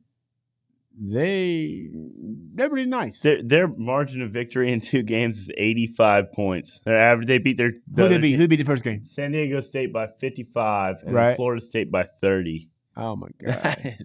That is. Let's go to the other side. I would have walked off the court. Stop. Time out. Tell that story about your sister. I was just saying, listen to this hat. It was a high school varsity basketball game. Right. We went up to some kind of random school. Right. And the other team is down by 40 something at halftime. And there's about 8 players. They weren't especially deep. Right. And none of the players would go back on the court after the half. The coach is yelling at them. They're yelling at the coach. The parents are coming down to talk to him. And it took maybe 20 minutes to field the team. He was saying that earlier today. He said, man, if you're down by 47 points, why would you go back out? But why would you go back on the court? We got what can I go tell the team? We got oh my God! Look at the score. Duke Lehigh 86-25. Yeah. Very reminiscent. That actually happened. 86. Come on, man! You gonna score 25 points in a 40-minute college basketball game? That's man. I'd take your scholarship and tear it in front of your mama. Yeah, you're out of here. Get out of here. That's just 86-25 in an NCAA tournament game. Come on, bro. I know, Wood. The worst one, though, is that 100 and something to 35. Where's that? I'm trying to find that one right now. I'll find it. 103 to 34 for UConn, who is doing it again. Currently, they're up 89 to 54 against South Dakota State. Come on, man. Come on, man. Hey, right. Look at that, Wood. Check this out. What's that? 105 to 40. By who? Well, Connecticut. I think it's Arizona State. Oh my God. Arkansas State. Arkansas State.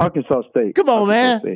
That ain't right. Notre Dame 106 to 54 against Stephen F. Austin. Oh my God. That doesn't make no sense, man. It just makes no sense. You could just mess up somebody's whole life, man. They could just throw the towel in and start living on the street. Come on, man. Hell. I told you they're going to cancel the program. I told you. Ridiculous. You can't go to the next NCAA meeting of the chancellors and the athletic directors and look at them in the eye and say, I'm looking forward to this year. You can't do that. No, you can't do that. After taking the ass whipping by 50. You can't do that. I'll tell you, man, it's out of control, bro. It's out of control. That's why I always say, Lynwood. What's that, bro? 5'8" and under. Adam's apple and big knuckles. Let them play. You don't have to say, man. They should put transgender under 5'8" on some of these teams so they can have a chance. That ain't right, bro. We'll get fined. Is right? That ain't right. Taking ass kicking like this is right? Yeah, get better, man. All right, stop. Here we go. Yeah. Sam got something to say. No, it's okay. All right, here we go. All right, Sam, go to the top of the bracket on the right. Here we go, Sam. Sure. Here we go, Hap. South Carolina, Maryland. South Carolina, man. Happy. South Carolina. Yeah, Maryland's not bad though, but they can't miss South Carolina. Now, Maryland's deep. I mean, South Carolina's deep. South Carolina's not the team they were last year. That's true. And what's that girl's name, man, for South Carolina? Go to South Carolina and see what that. She got a strange name, but she's really good. Maryland, Alabama went to double overtime, and Maryland won double overtime. All right, here we go. Yarden Garza. No. No. Oh, I'm on the wrong team. That'll help. 111, 108. Malaysia. Yeah, I don't think she even starts. Her name is Malaysia That's Falkwe or something. Falkwe. Full Wiley. For Wiley, that's it. And she didn't even start. I think she's their leading scorer. Look up her stats, man. Sure. Malaysia. Yeah, she's awesome. She was MVP at the Final Four, I think, some last year, and she was off the bench. And she won it. No, the big girl was. The big girl was. Here you go, Malaysia for Wiley. What's she average? She is averaging 12 points a game. Off the bench, though, playing 20 minutes a game, 12 points a game. Yeah. That makes her a 20-point scorer. Well, that's what Coach Don Staley said. Look, see, we got a lot of girls that just step up. They got four girls. They got 5 girls averaging between 13 and 10 points. They got 9 players who play between 19 and 25 minutes a game. You never see that. And look at the averages. Look at the average. 9 points a game, 6 points a game, 10 points a game, 9 points a game, 13, 8. Deep. 12. They're deep, man. Yeah. That's going to be their secret this year. All right, go back to the brackets. It's going to be their secret. Yeah, that's go back to the brackets. Here we go. I'm going with them though. I'm rolling with South Carolina. I'm rolling with South Carolina, man. South Carolina, Maryland. But Here now, we go. Let me ask Sam, can you see this? Yep. Are they in whose bracket are they in? North Carolina and Duke. North Carolina and Duke's the bottom half. Yeah. Carolinas are well represented. Hey, I'm telling you, man, UNC girls basketball team pretty good, and it's also the best ticket in town, like sports wise. Not just women's basketball, and the Bulls, minor league baseball, Durham Bulls. Yeah, the Durham Bulls. Yeah. Well, they don't have any competition. Yeah. No. Well, yeah, I'm with you on that, but I'm saying like, not that they're playing against. I'm just saying any competition for the best ticket in town. Yeah. There's only one. Hold it. There's a team in Raleigh. No, he's saying. I mean, locally. Yeah. UNC. I think. Yeah. Yes. You're right, Sam. That's exactly what I'm saying. RJ Davis isn't providing the show. No, he's not. That North Carolina Duke game, man, that's going to be a toss-up. The girls, I mean. Yeah.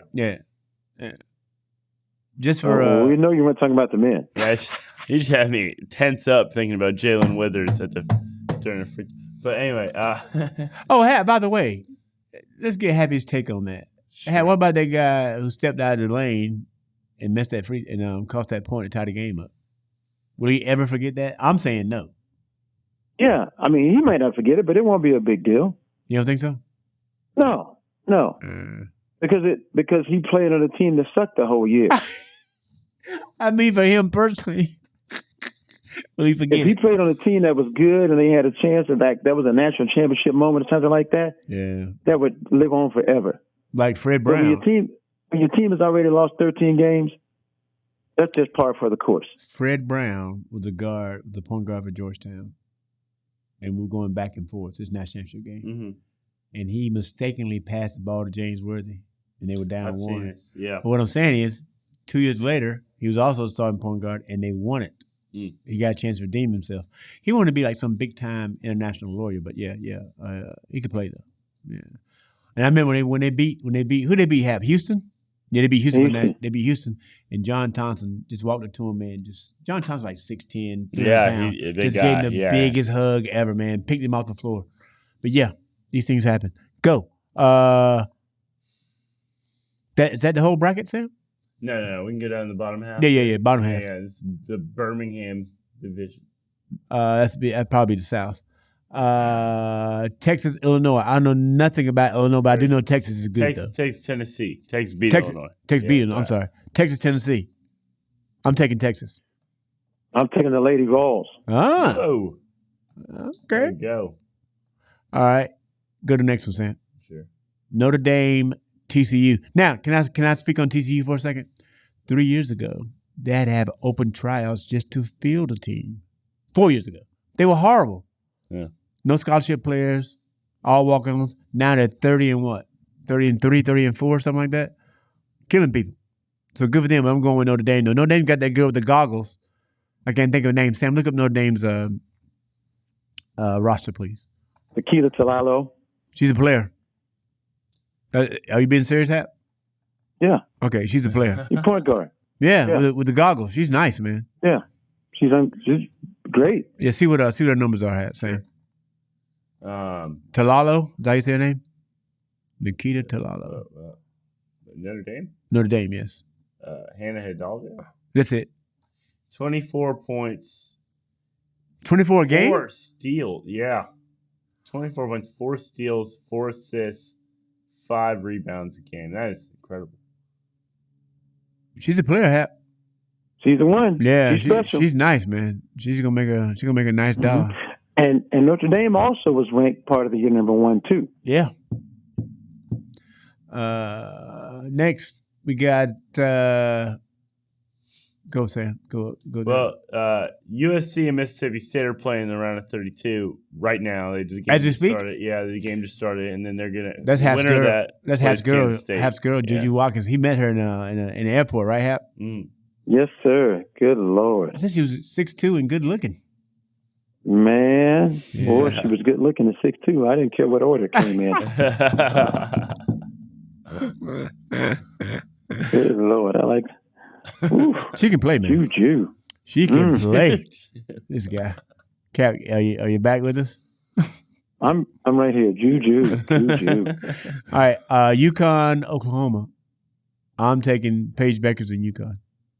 You better take UConn. She can play, man. She can play. Oklahoma's got a good team, but yeah, I'm taking Paige Beckers. And we got Kansas State. No, don't. No. We got we do Kansas State and somebody. The USC winner. Mississippi State. Okay. Yeah. USC. I'm taking USC to win that game and the Kansas State game. All right. They're really good. So happy. Final Four? Yeah. Final Four. Well, that would be USC. And from that other side, I got Notre Dame. Oh. Up top, I got South Carolina and UCLA. That's who I got. All right. Sounds like a good Final Four. UCLA, can be beaten though by LSU though. That'd be interesting. Yeah, LSU's got a good coach. Yeah, Kill Monkey. Yeah. Go. By the way, can you hear me? Yes. Yeah. Hot coach alert. Hot coach alert. Oh my Hot God. coach alert. He likes NC State's coach, but go. Alabama State. Alabama State. You gotta look it up, Sam. See what Half's talking about. Hot coach alert. Half, you do know this ain't 1985. You can't be saying how crazy, man. We can't do that anymore? Half said fine is fine. He don't care. Go. That's not one. You sure it's Alabama State or Alabama A&M? I can't remember. It's Alabama something. Now I will get searching on this over here. Sam's on it. But you weren't wrong last week with the NC State coach. No, it was Tennessee. Tennessee. Yeah, she was fine. Yeah, I think NC State coach is a guy anyway. Yeah. Let me sneeze. Yeah. Bless you. Excuse me. Bless you. Here we go. Sam is actually on it too.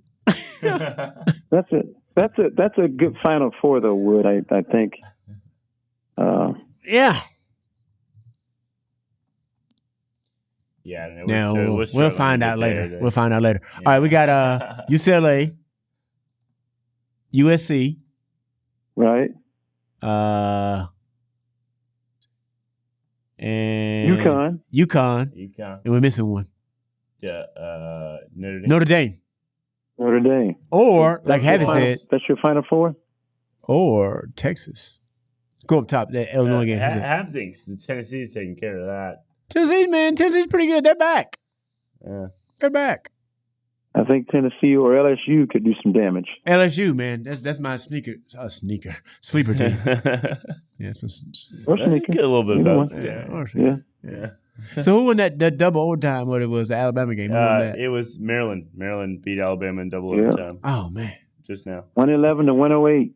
Hap, Sam, would you rather lose by 50 or lose a game like that? For me, it's like that. Losing by 50, it's just. I mean, you suck, yeah. I'm saying some people don't like to lose in the heartbreak. Yeah, I get that. No, I'd rather lose by 50. I would too. If you lose by 50, you go. Yeah. Oh, okay, we're done. So that way I don't have to come back out for the second half. You lose by 3 or 4 double overtime. You're like more responsibility there, man. Yeah. You go to sleep. Yeah, you go to sleep. Yeah, then you got to play the whole half, and you got to play hard because you got a shot at winning. If I'm down by 50 now, I'm not playing hard. I might not even take off my sweats. We don't care. Yeah. We're down by 50. I'm going to be out there throwing Kareem skyhooks. From the top of the key. Yeah, just not by 50. I don't like the hard. Ooh. Yeah, bless you, brother. Thank you. I don't like the heartbreak either. I don't like those kind of games. All right. Well, we covered the men and the women. Here we go. That's illegal. Yeah. Hap crazy, man. NBA. Hap.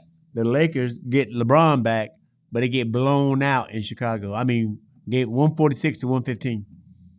I think the Lakers are overrated, man. I don't see what the big deal is. Well, again, it's a narrative that they're trying to push because it's LeBron James and Luka Doncic on the same team. So they're trying to make the Lakers the comeback story of the season. They're trying to make that trade the biggest thing since sliced bread. And I get all that, but let's be honest, all right? The team, they have a 40-year-old guy who's still playing very, very well. They got the young guy who's playing great. Then after that, the talent kind of drops off on that team. The roster's kind of weak after that. I tell you who Austin Powers is good. Austin Reeves. He got Austin Powers. You're crazy, man. Hap. Before we start, Hap, hold your thought. We'd like to recognize our underwriters. Bobar, owned by John Bowman and Amanda Barr. Midway Barbershop owner, Stephanie Edwards. World Headquarters Cigars, Kelly Masters. That's why I get my sticks at. La Pen Blue, crazy Mike Benson. The merch with my main man Chip Hop and his partner Patrick.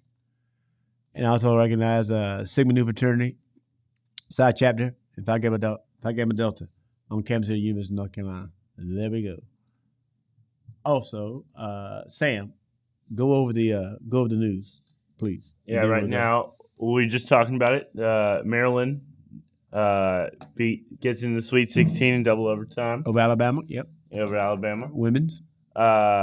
We've got Cam Ward that had his pro day, saying people are saying it solidified himself as the number one pick. All right, I think that makes sense. But he says it's all you need to see. Hap, does Cam Ward have an attitude problem? Or is it, if you can do it, it ain't bragging? I don't think he's got an attitude problem, man. I think he's going to be fine. I think that he's got a chip on his shoulder. I think that people have underrated him for a long time. And I think he's got the attitude, well, okay, I'll show you. Well, I'll just show you. Initially, he went to Incarnate Word. Then from there to Washington State. And then from there to Miami. So he's excelled everywhere. Yeah. Go Sam. Then we got Mike Bibby hired as the Sac State basketball coach. Hey, check that out, Sam. Close to where I'm from. Yeah, you remember. That's close to you. Yeah. You remember Mike Bibby, obviously, he's with the Kings. Mm-hmm. He's a new coach at Sacramento State. Good for him. Yeah. Oh, I like that personally. He was a player, man. Yeah. Yeah, he was good. Mookie Betts is trending towards a return for the Dodgers opener. he was apparently ill. Yeah, some kind of sickness or some kind of infection. He or something. couldn't keep solid food down. That's not good. That ain't good. Shed 18 pounds. Okay, wow, that really is not good. Yeah. When you make that kind of money, it shouldn't really matter. I'm sick, but I'm paid. Yeah. Yeah, you make that kind of money, I'll throw up all day. Give a damn. How crazy, I'll tell you. He's not wrong. We talked about this earlier. Sean Miller was hired at Texas. Sean Miller don't mind duking on Xavier, man. He done left him twice. Yeah. They gave him his first job. He follows the money, it seems. Nothing wrong with that. And spends some. What is it? In the end, what is it? It's a business, right, Happy? It's a business, It's man. money, man. That's why He had the. I don't know if you guys already talked about this, but he got in trouble with the NCAA before he could pay the players, right? Yeah, at Arizona. That's why he got fired, but he resigned. Right. And then he went back to Xavier, and now he's got a bigger deal at Texas. Go.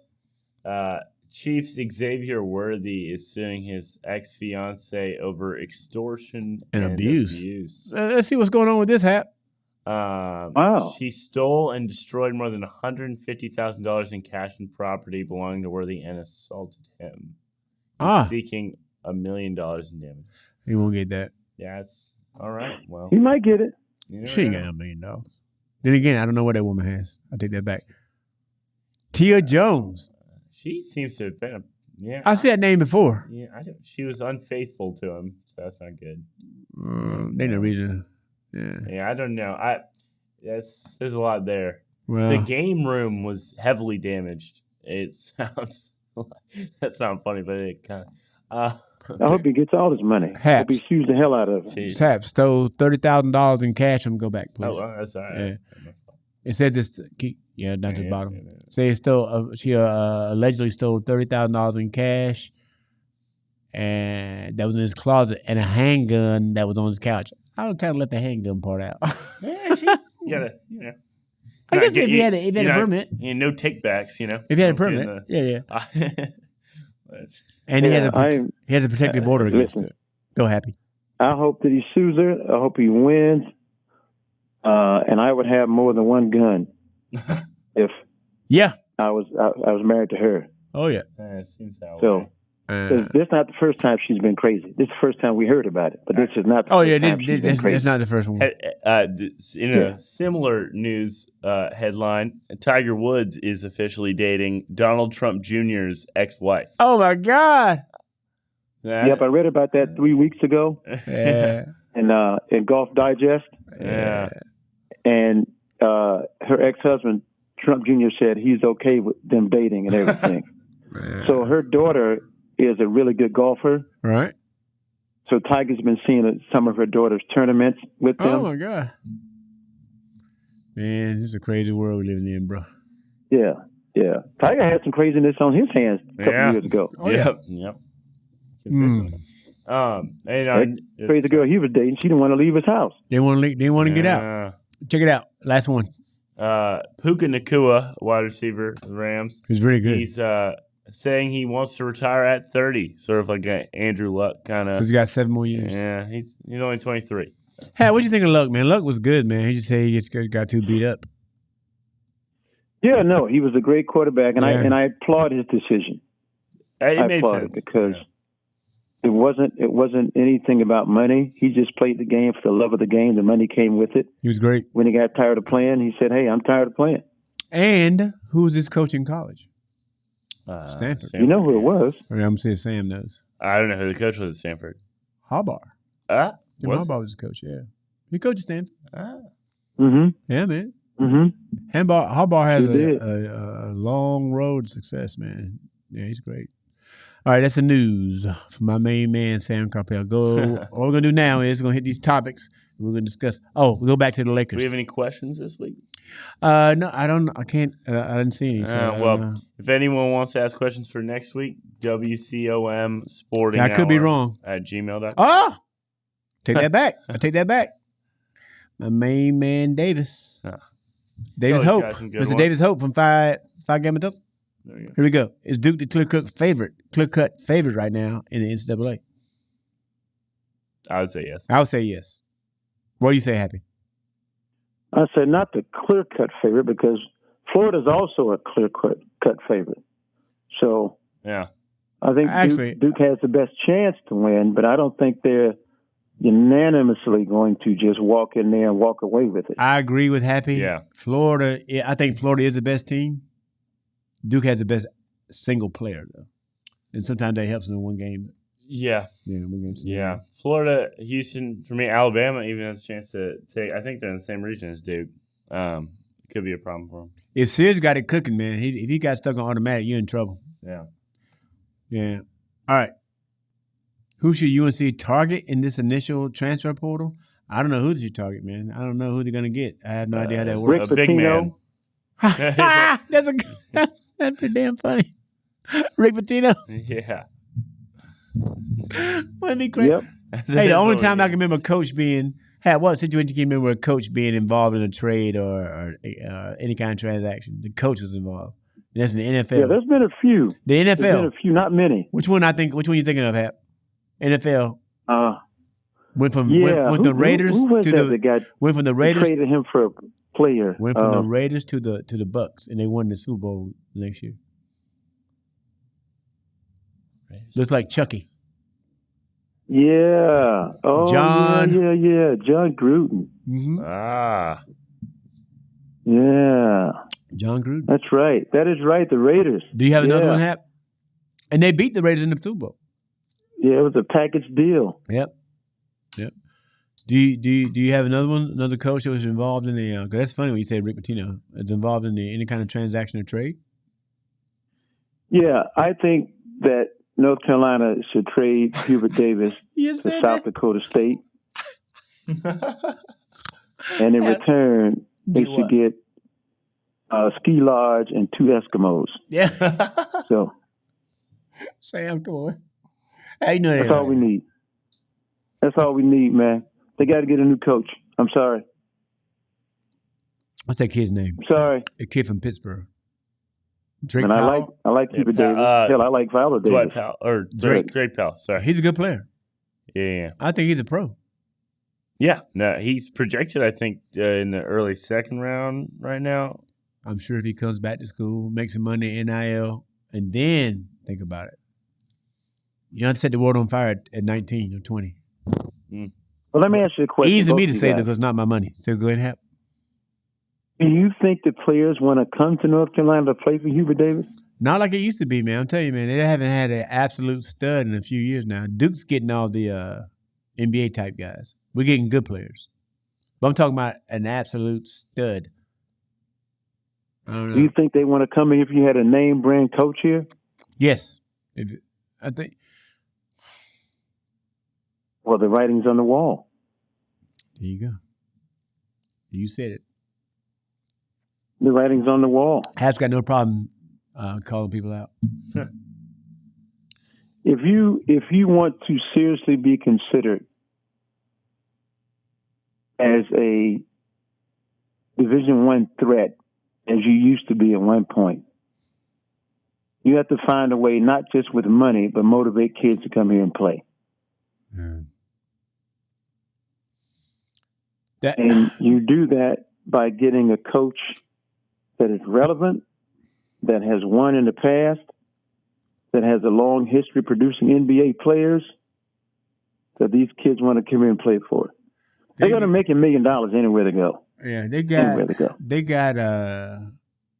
got 2 kids. Well, not kids, are grown men. They're playing the NBA and playing well, not on good teams, but Cameron Johnson for the Nets and Kobe White for the Bulls. Yeah. We had 36 the other night in that defeat of the Lakers. Mm-hmm. By the way, Kobe White, them up. yeah, he's a good player, and he's bigger than you think till you walk up on him. He's about 6'5". But Kobe White, yeah, doesn't look that big, but he is. And from down my way, man, he's from Goldsboro, originally. Yeah, so he's a big kid. But Kobe White. Hap, do you think Kobe White is as good or as well known or whatever as Ty Lawson was when Ty Lawson was an NBA player? Because Ty Lawson was rolling with the Nuggets, man. I think so. I don't know what happened. What do you think, Hap? No. Ty was great, man. Then he had some problems, boozing, whatever. Yeah. I don't know what happened. He's in China now doing well, but he could play. And it's been 2009. What year is that, Sam? It's 2025, bro. It's been a while since they've had a stud. Yeah. Kobe White's on the way, though. Kobe was at Marcus Page in college. Not. I guess. No, I'm talking about we're going talking to the NBA. NBA. Yeah. Page was a good college player. Yeah. He wasn't as good as Lawson, but he was good. Fair. Yeah. Lawson was a stud. Kobe White is a good player. He's been a few years now in the NBA. If they get flagged, man, I don't know. We'll see. All right, here we go. Will Wade, if he's done crying at McNeese State, will he turn NC State around? What do you think, Happy? I think Will Wade's a good coach. You got some dirty baggage with him, but like Hap said, unless you get caught, everybody's dirty. Everybody's got something with him, right? That's right. Yeah. Everybody's got skeletons in the closet. Will he turn NC State around? I bet a couple of those kids from McNeese comes with him. Because now you don't have to sit out. There's not really a lot to turn around, Wood. I mean, all he's got to do is do better than they're doing now, which is not going to be hard for him to do. Yeah. And it will be looked at as a turning around situation. But to be honest with you, they played so bad this year. Oh, they were horrible. They didn't have any player. They were bad. And the thing is, man, you're telling me NC State, in the league they're in, and they were the linchpin of the league, they were so big that they held the conference tournament on their home court. You're telling me you can't tell a recruit that you're going to play against Duke and Carolina 8 times a year. Well, 6 times a year. You can be on national TV 20 times. You're in the greatest conferences of all time. Come here and help me turn this thing around. You don't think there's a kid between 5'10" and 6'3" that can do that? He's out there. Go get him. Especially now. That wouldn't be my sales pitch. But, that wouldn't be? What would yours be? I would be everything except you're going to play against Duke and Carolina. And what would you replace that with? You have a chance to beat Duke and Carolina. Ah, okay. I see what you're saying. Yeah. Raise the ante. I got you. Not just play against them. Yeah. Help me whoop them. Yeah. I got you. Good. Hey, you're thinking like a coach. Yeah. You got a challenge. Everything's competition. I tell people, man, even our free throw practice, the losing team ran. So we had to take it seriously. You see what I'm saying? Yeah. I don't want to run. Yeah. The losing team ran, man. You see teams, man, you go to a team's practice, they're goofing around the line, talking about, what's I say? Then get in the game, you can't make a shot, and you wonder why. Yeah. Yeah. But you're right, Hap. That's a great point. Not you're going to play against them. Come here and we'll beat them. Yeah. That's a better way of phrasing it. Yeah. Oh, okay. This is a great question from Davis, man. Yeah. Here we go. We got one more. What's up with Ian Jackson? Started the first, games. He was averaging like 15 a game. Had like 5 straight 20-point games, and then his playing time was cut in half. Ended up averaging like 12 for the year, but oh God, I got sneezed. And I think he's a good player though, man. I hope he doesn't take off. Yeah. Yeah, I'm thinking, it might something happen. Yeah, it seems that way.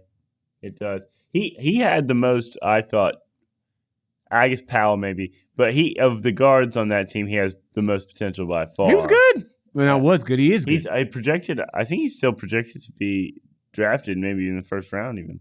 Maybe. Yeah, so I would bring my butt back to school, take some NIL money. He was my favorite player on the team. He was good. I don't know. Do you know what I'm talking about, Hap? Ian, the kid with the dreadlocks. What did you just say, Wood? He's the best player. What did I say? Did you say something about taking a book back to school or whatever? Did I hear that wrong? No. What I said was take some NIL money and come back to school. Okay. Yeah. All right. Yeah, and get better, get bigger, get stronger. I thought you said I'll take one of my books back to school and get that money for it. Okay. No. Always a comic. Nah, take some NIL money, man. Nah, take some NIL money, come back to school, get better. Don't go to the pros, man. End up in the G League. Yeah. So, I don't know. All right, last one. I stayed in college as long as I could. I would stay in college as long as I could because they're still paying me. Still paying that. If they allowed me to be a 7-year senior, I would certainly be a 7-year senior. Hey, what's that guy that played for some football? He played college football for like 7 years. Talking about Bo Nix? It's funny. Go ahead, boy says that. Sam knows. Sam knows Bo Nix stayed in college. Bo Nix has like years. a podcast now in his free time. That's what I've been saying. Senior living. Yeah. Man, Bo Nix had a nice year. He did. He was pretty good. He was pretty good. Cortland Sutton. Yeah. Yeah. All right. Last one more question from my main man Davis. No, hold. All right. 2 more questions. Hap, what's up with tanking, man, in the NBA? It's so obvious that teams are tanking, trying to get that first pick. The Nets are doing it. All right. Some of these teams, though, they might not be tanking. They're just terrible. Or you know, so some of them are just bad, They so it ain't don't tanking. Really want to tank, and they're so bad it looks like they're trying to tank. It ain't tanking, it's so stinking. So it ain't tanking, it's stinking. You hear me? Huh? I said it ain't tanking, it's just stinking. Yeah, they're stinking it. Yeah, that's a new word, stinking it. Yeah. I like that one. That's a good one. Stinking it. Yeah. The Nets. You know, so I don't, like I said, I don't think they're tanking. I think that some of these teams are legitimately really bad. Mm-hmm. And I think that a lot of these teams only have one really good player, and if that player gets hurt, it's over. You know, like San Antonio. Yeah, they're bad again. All right, how about this? Let's say there's a world where you can see teams are obviously tanking. Should they be fined? It'll be so hard to do that. But I'm saying there's a world where there's whatever, you could tell. Yeah. What do you think, Hap? No, they should be fined. I mean, they should be fined and an awful lot of money, and also not be able to get the first round pick. If you're obviously tanking, yeah. All right. Last question. You know, go. I'm sorry. Like in football, like the Giants. The Giants seem like they were trying to tank. You know, you get rid of Saquon Barkley, your best player. Unbelievable. Then you give Daniel Jones all that money. Oh my God. Then you get rid of him. I mean, that's tanking to me. That sounds like they're trying to be bad. That's a good point. Yeah. That's a great point. Yeah. And football that's too. That's obvious to me. In football too, you can. It's hard to barely miss. Right. You know, it's obvious when you're missing tackles, you're missing blocks, you're dropping balls. So it'd be hard to do. All right, the Giants are like that date that when people play them, they're like that date you go on that you know you're gonna get lucky on the first date. There's gonna be no resistance. No resistance. That's obvious. That's pretty good. The Giants are that date. They're bad, man. Everybody's going to date the Giants. They're the losing team in the last. Sam's laughing. They're the losing team in the last 10 years, I think. I think they're the worst team in the NFL. They're so conservative, man, and their fans are conservative, and their play calling's conservative. Everything they do is like blah. Yeah. So I think they don't have the personnel to do fire everybody. They should fire everybody, man, and just start over. Even though I think that guy is a good coach, though, he has no talent. Dribble. Yeah. They should do what the Brooklyn Dodgers did. Move. Move to LA. Check it out. If you could pick, last question. You could pick 3 NBA players to build around. Who would it be? I'm telling you, I have Wemby, Giannis. He's good, man. Yeah. He's good when he's healthy. He's good. Starting to miss some games now, but he's pretty good. Giannis, Wemby. I don't know who the third guy is. Shea? Maybe? SGA. Luka makes sense. Yeah, Luka makes sense if everybody else is playing defense. And Shea Alexander. Yeah, Sam brought Shea up. He's going to win MVP. Yeah. He's going to be the MVP. I think so. Jokic? Yeah. I mean, yeah. Take that back. I forgot about him. He's still playing. And pretty viable. Yeah. If Shea's out there, he would win. Age, but yeah. Jokic's going to might average a triple-double for the year, man. He's having like 10.46. Yeah. So he's the best player in the NBA. He's not. Shea's might be the MVP. Hap knows this. MVP and best player is not the same award. And me and Hap have had many discussions on this. MVP. If there's always the best player, Joe would have 10 or 12. Right. Kareem would have 10 or 12. Right. Yeah. But Dave Cowens won in Kareem's prime. Karl Malone won 2 when Jordan was in his prime. Come on, man. You know who the best player is. And LeBron would have 1. You might be right. I don't know, man. People There's think no way he should have beat Carmelo Anthony that first year. for rookie of the year. No way. Mm. No way. No way. Carmelo Anthony took a bad team to the playoffs. LeBron didn't make the playoffs, and they gave it to him anyway. Yeah. The fix was in. No way. The fix was in. Bro. Yep. Yeah, the fix was in. Yep. All right, here we go. All right. Lakers. We're going back to that topic. Lakers got LeBron back, got blown off the court in Chicago. I think they're overrated. Even though, I tell you where I'm wrong, though. Reeves is a good player. Austin Reeves? Yeah. He's better than I thought I had. What do you think about Austin Reeves? No, he is a good player. Yeah, he's a good player. He's dynamic, man. Yeah. He put up some numbers when LeBron James went out. Yep. So he can flat out play. He can shoot. He can handle. He can do a lot of things with the ball. Nice size. I just don't think playing with LeBron, people feel totally free to do what they do. I really don't. Yeah, he changes I think LeBron James is, he makes it hard for teammates to excel. Unless they play exactly like he wants them to. Yeah, exactly. Yeah. So they saw what he did to Anthony Davis. They saw what he did to Kyrie. They saw what he did to all these people. Here we go, Happy. I think the Lakers are overrated. I think they get knocked. I think they win their first round, but they get knocked out the second round. They might end up. I don't think they end up playing though. But here we go. I hope they lose the first round. I hope they get out of there and lose the first round. It's pretty obvious you don't like the Lakers. Let's say goodbye to LeBron James. All right, NFL. Dallas Cowboys settled once again. The head coach, they hired this Schottenheimer guy, and kind of didn't even announce it. Kind of like put it on the back page. Yeah. People think about Deion Sanders. Now, here's what Deion Sanders actually did.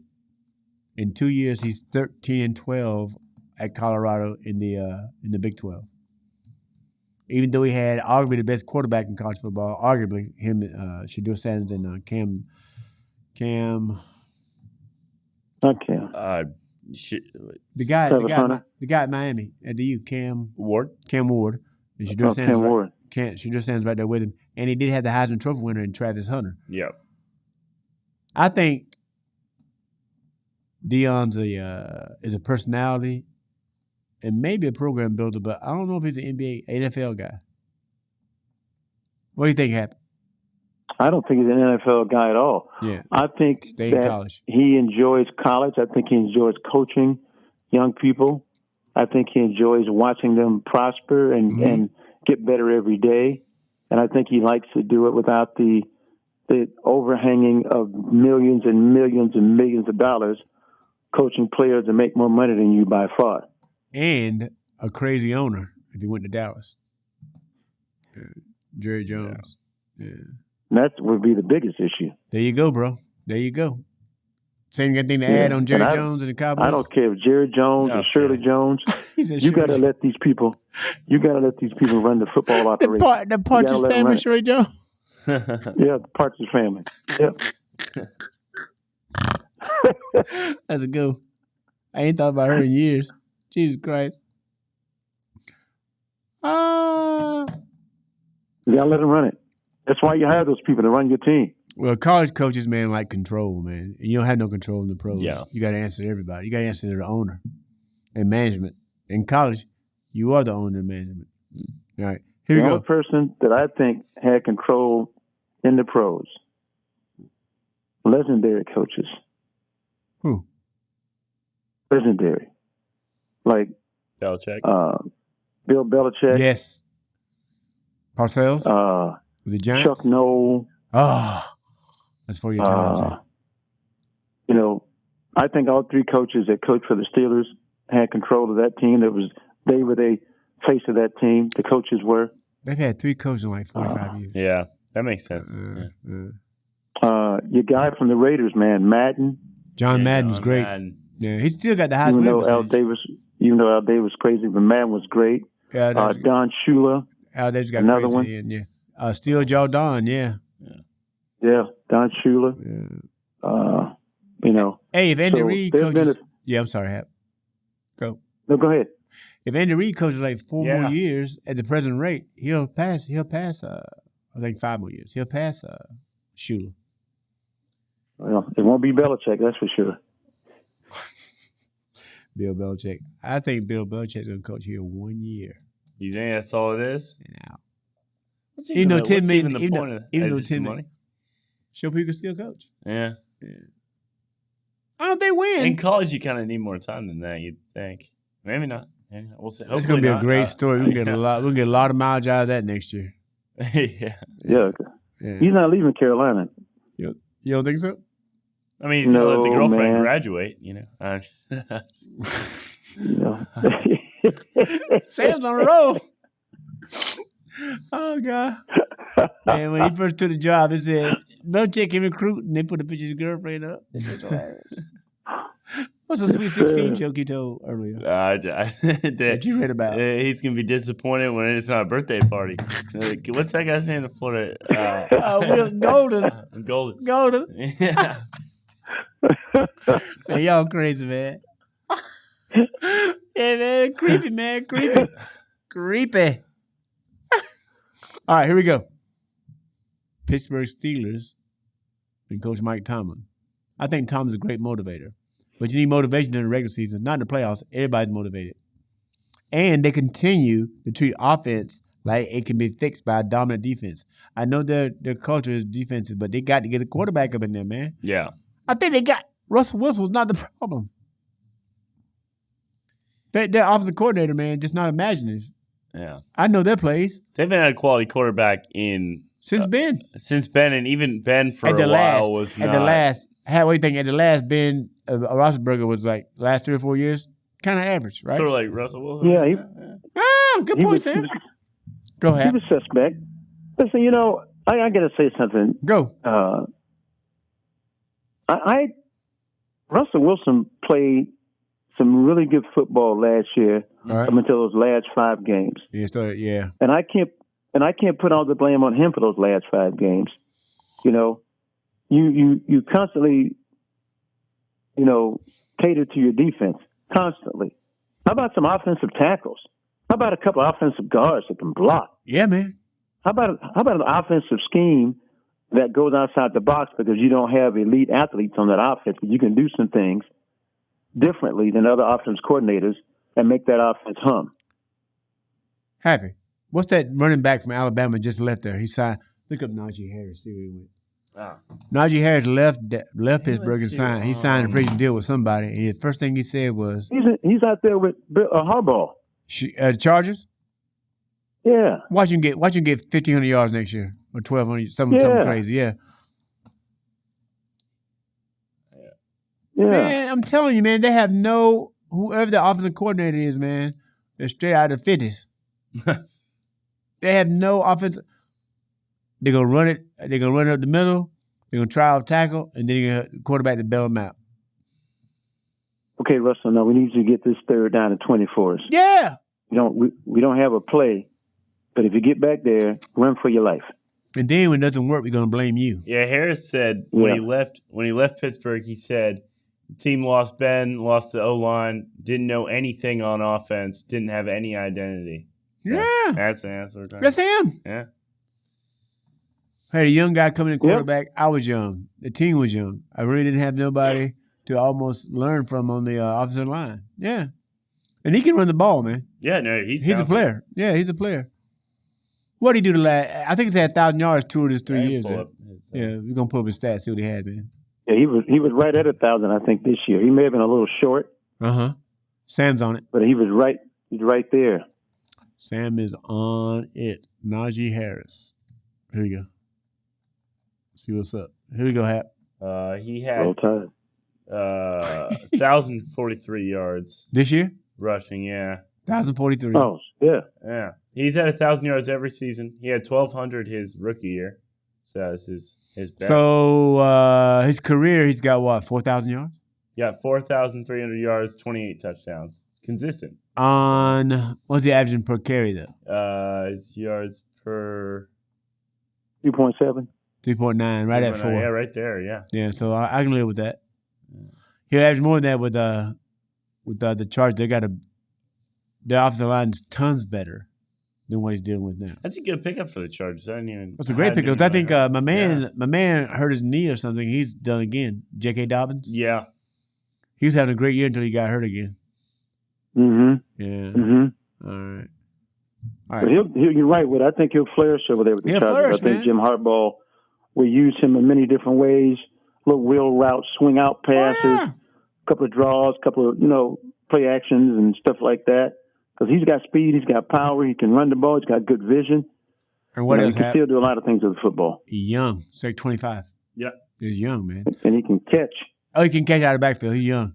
Check it out. The last thing I'll say about the Steelers, they are first in the league in defensive spending, but they are tone deaf offensively. I don't know what's going on.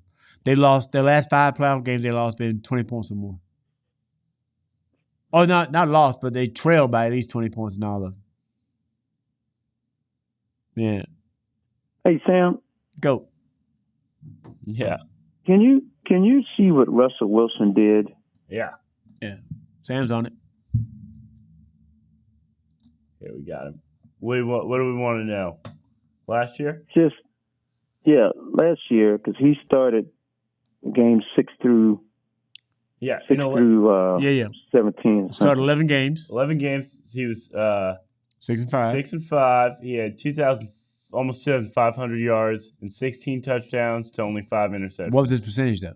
His completion percentage was 64. I'll take that. That's solid. That's solid. 3-1. Happy knows this. Come on. 20 years ago, it was like if you were 55, you were great, right? 55%.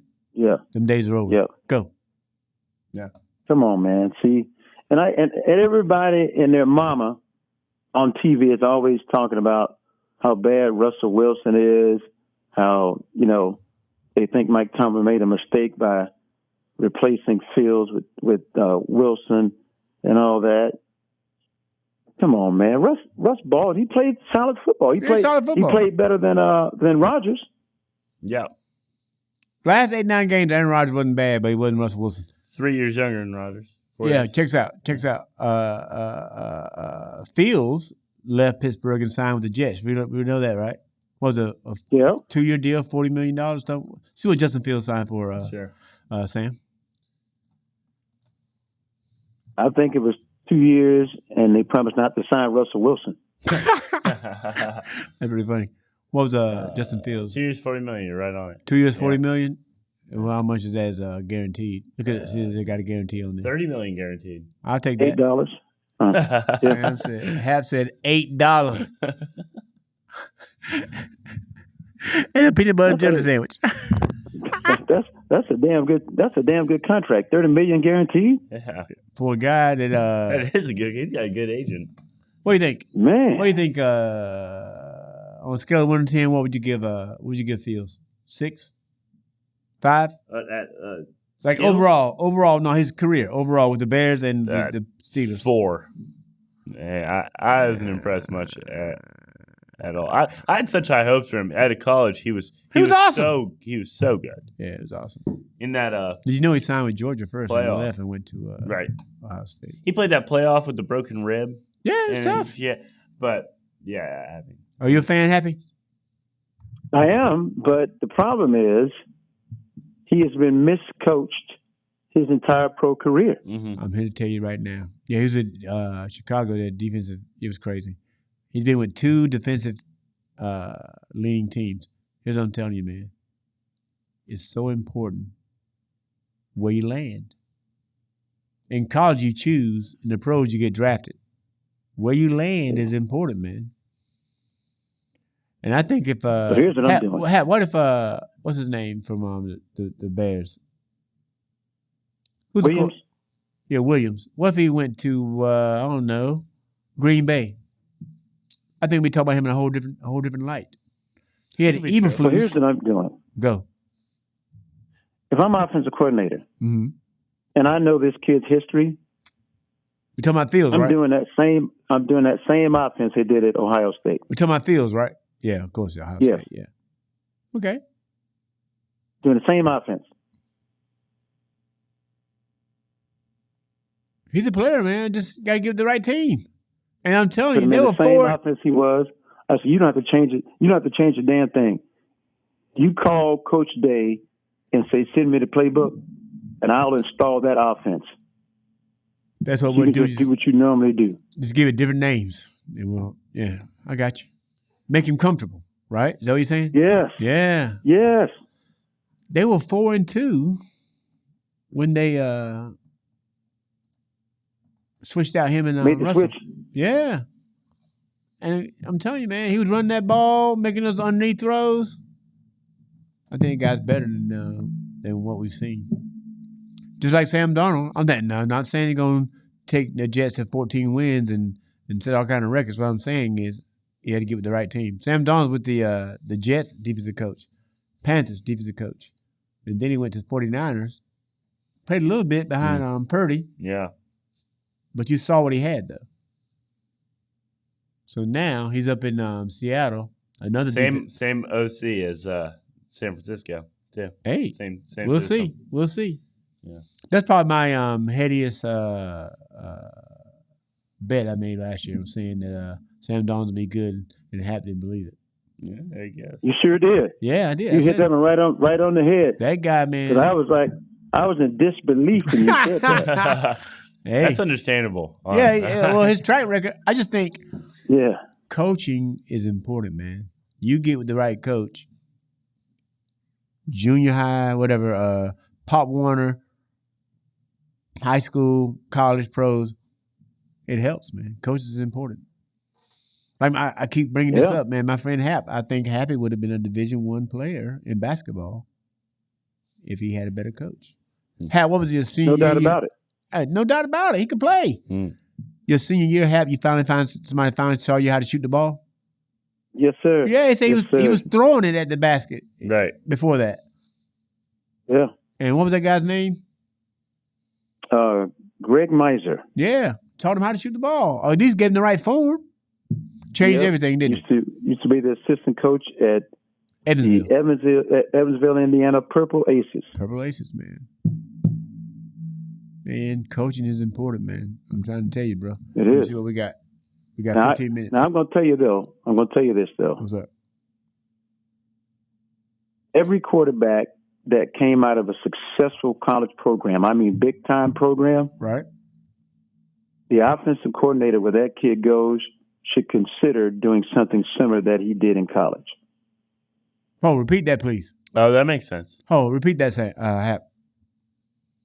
I said every big-name quarterback that went to a big-name program, right, you will get drafted to a horrible team because you are a high draft choice.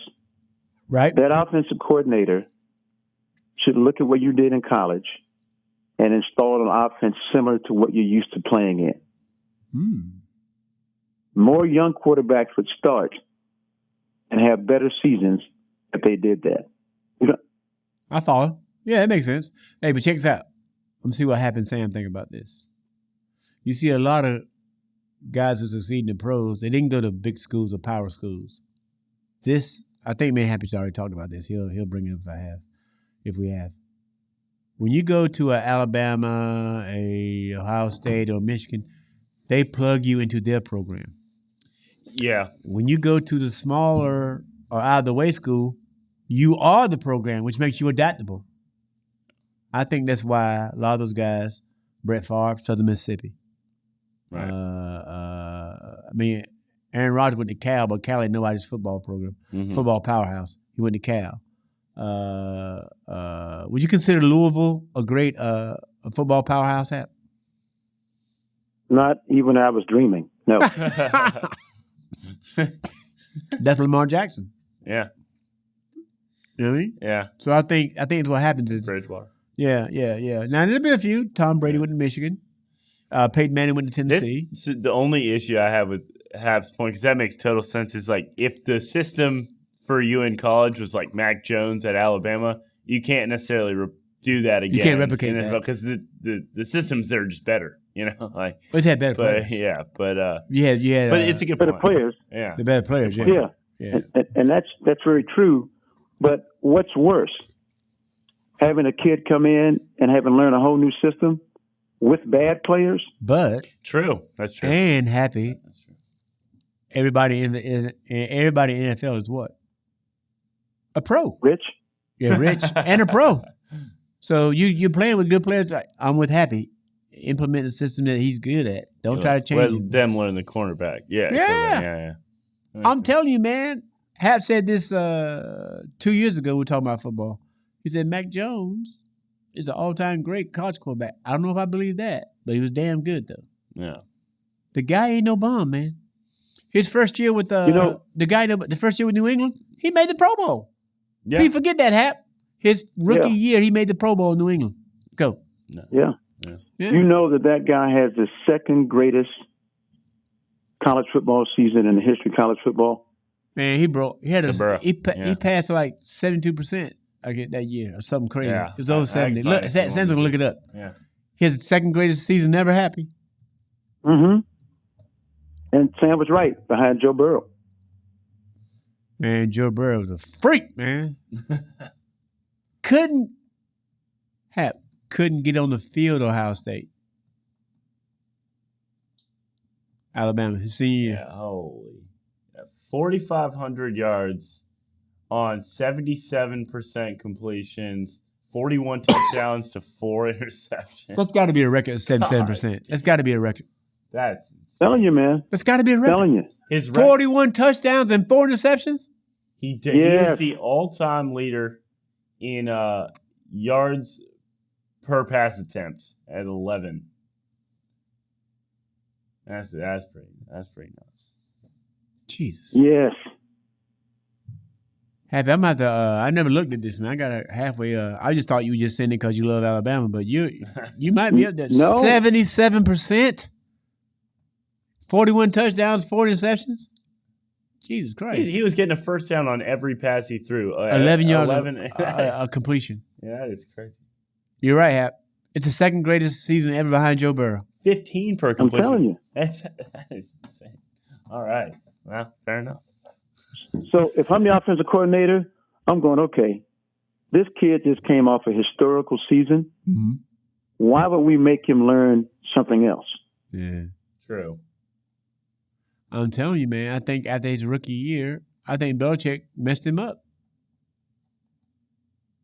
Belichick is known for taking over drafts, making bad draft choices, just being stubborn. The issue is what he knew in Alabama, though, was Najee Harris, Brian Robinson Jr., Devontae Smith, John Mechie. I mean, somebody still got to throw that ball on target. That's true. No, I mean, but I get the point of if you have bad players, you may as well be doing the same system. That makes sense. Yeah. And you know, a lot of quarterbacks that would come to the NFL, they wouldn't have to sit so long if they knew the system already before they got there. Mm-hmm. Mm-hmm. Yeah, we put at ease.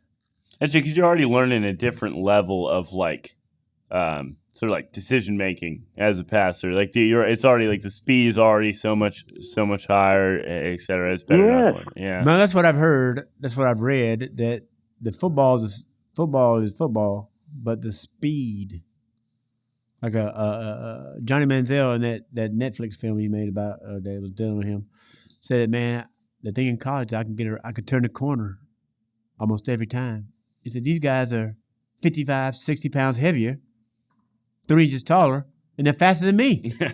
Yeah. They couldn't turn the corner on defensive players. It just they would close. Yeah. I don't know. Hey, that's a good point, man. Mm-hmm. Use the same system. Don't change up. I mean, 4,500 yards.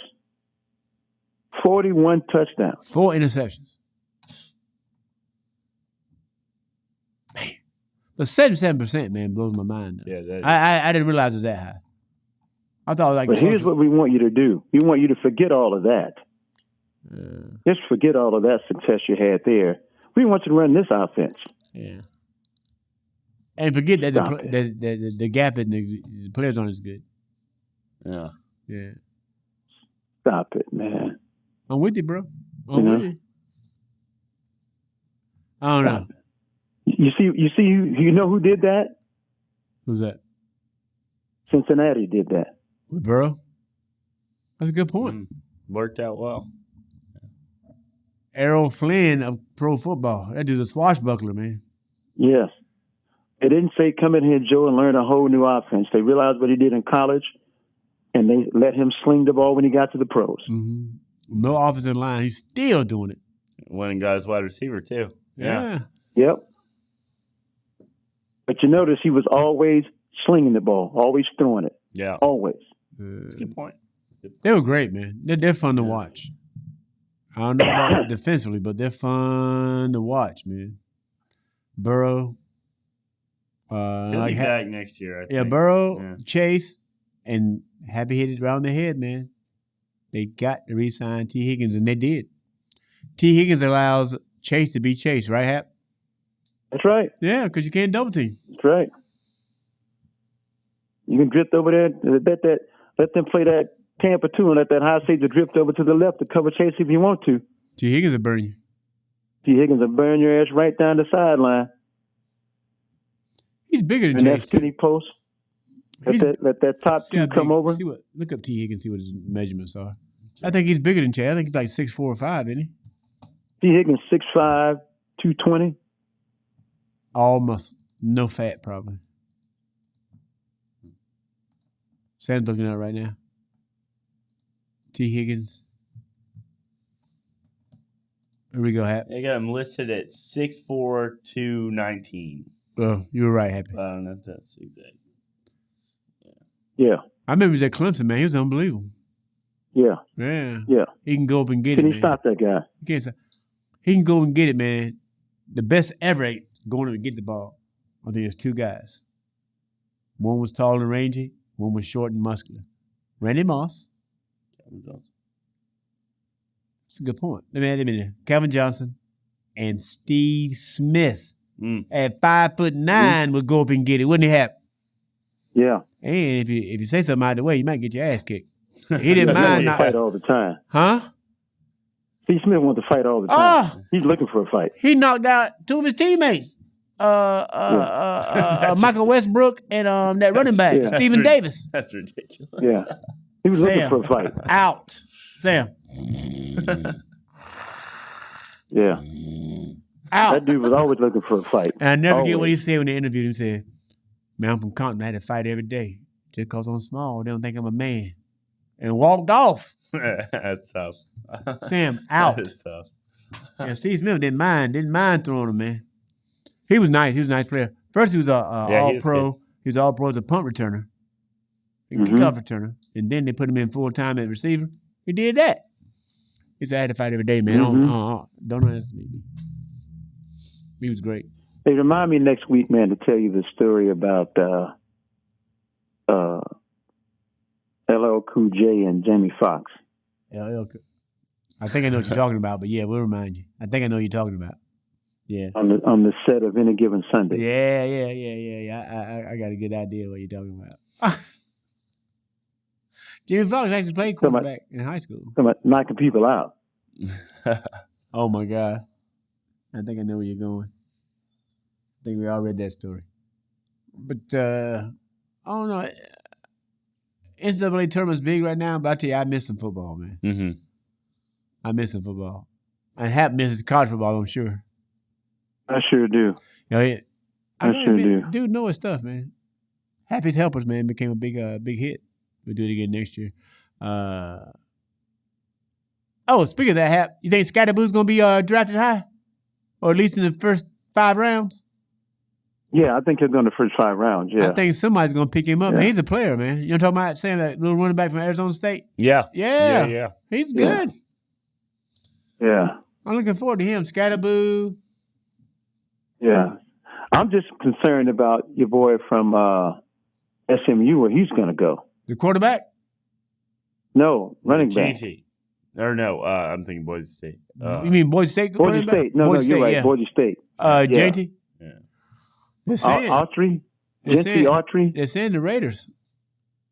Yeah, I saw something. I saw something about that. But I think he'll get picked up before that, man. He'll go in like the top 15 or so. Top. He's short. He's 5'9". You know whose stock is rising? Who? Like I told you, my man. Who?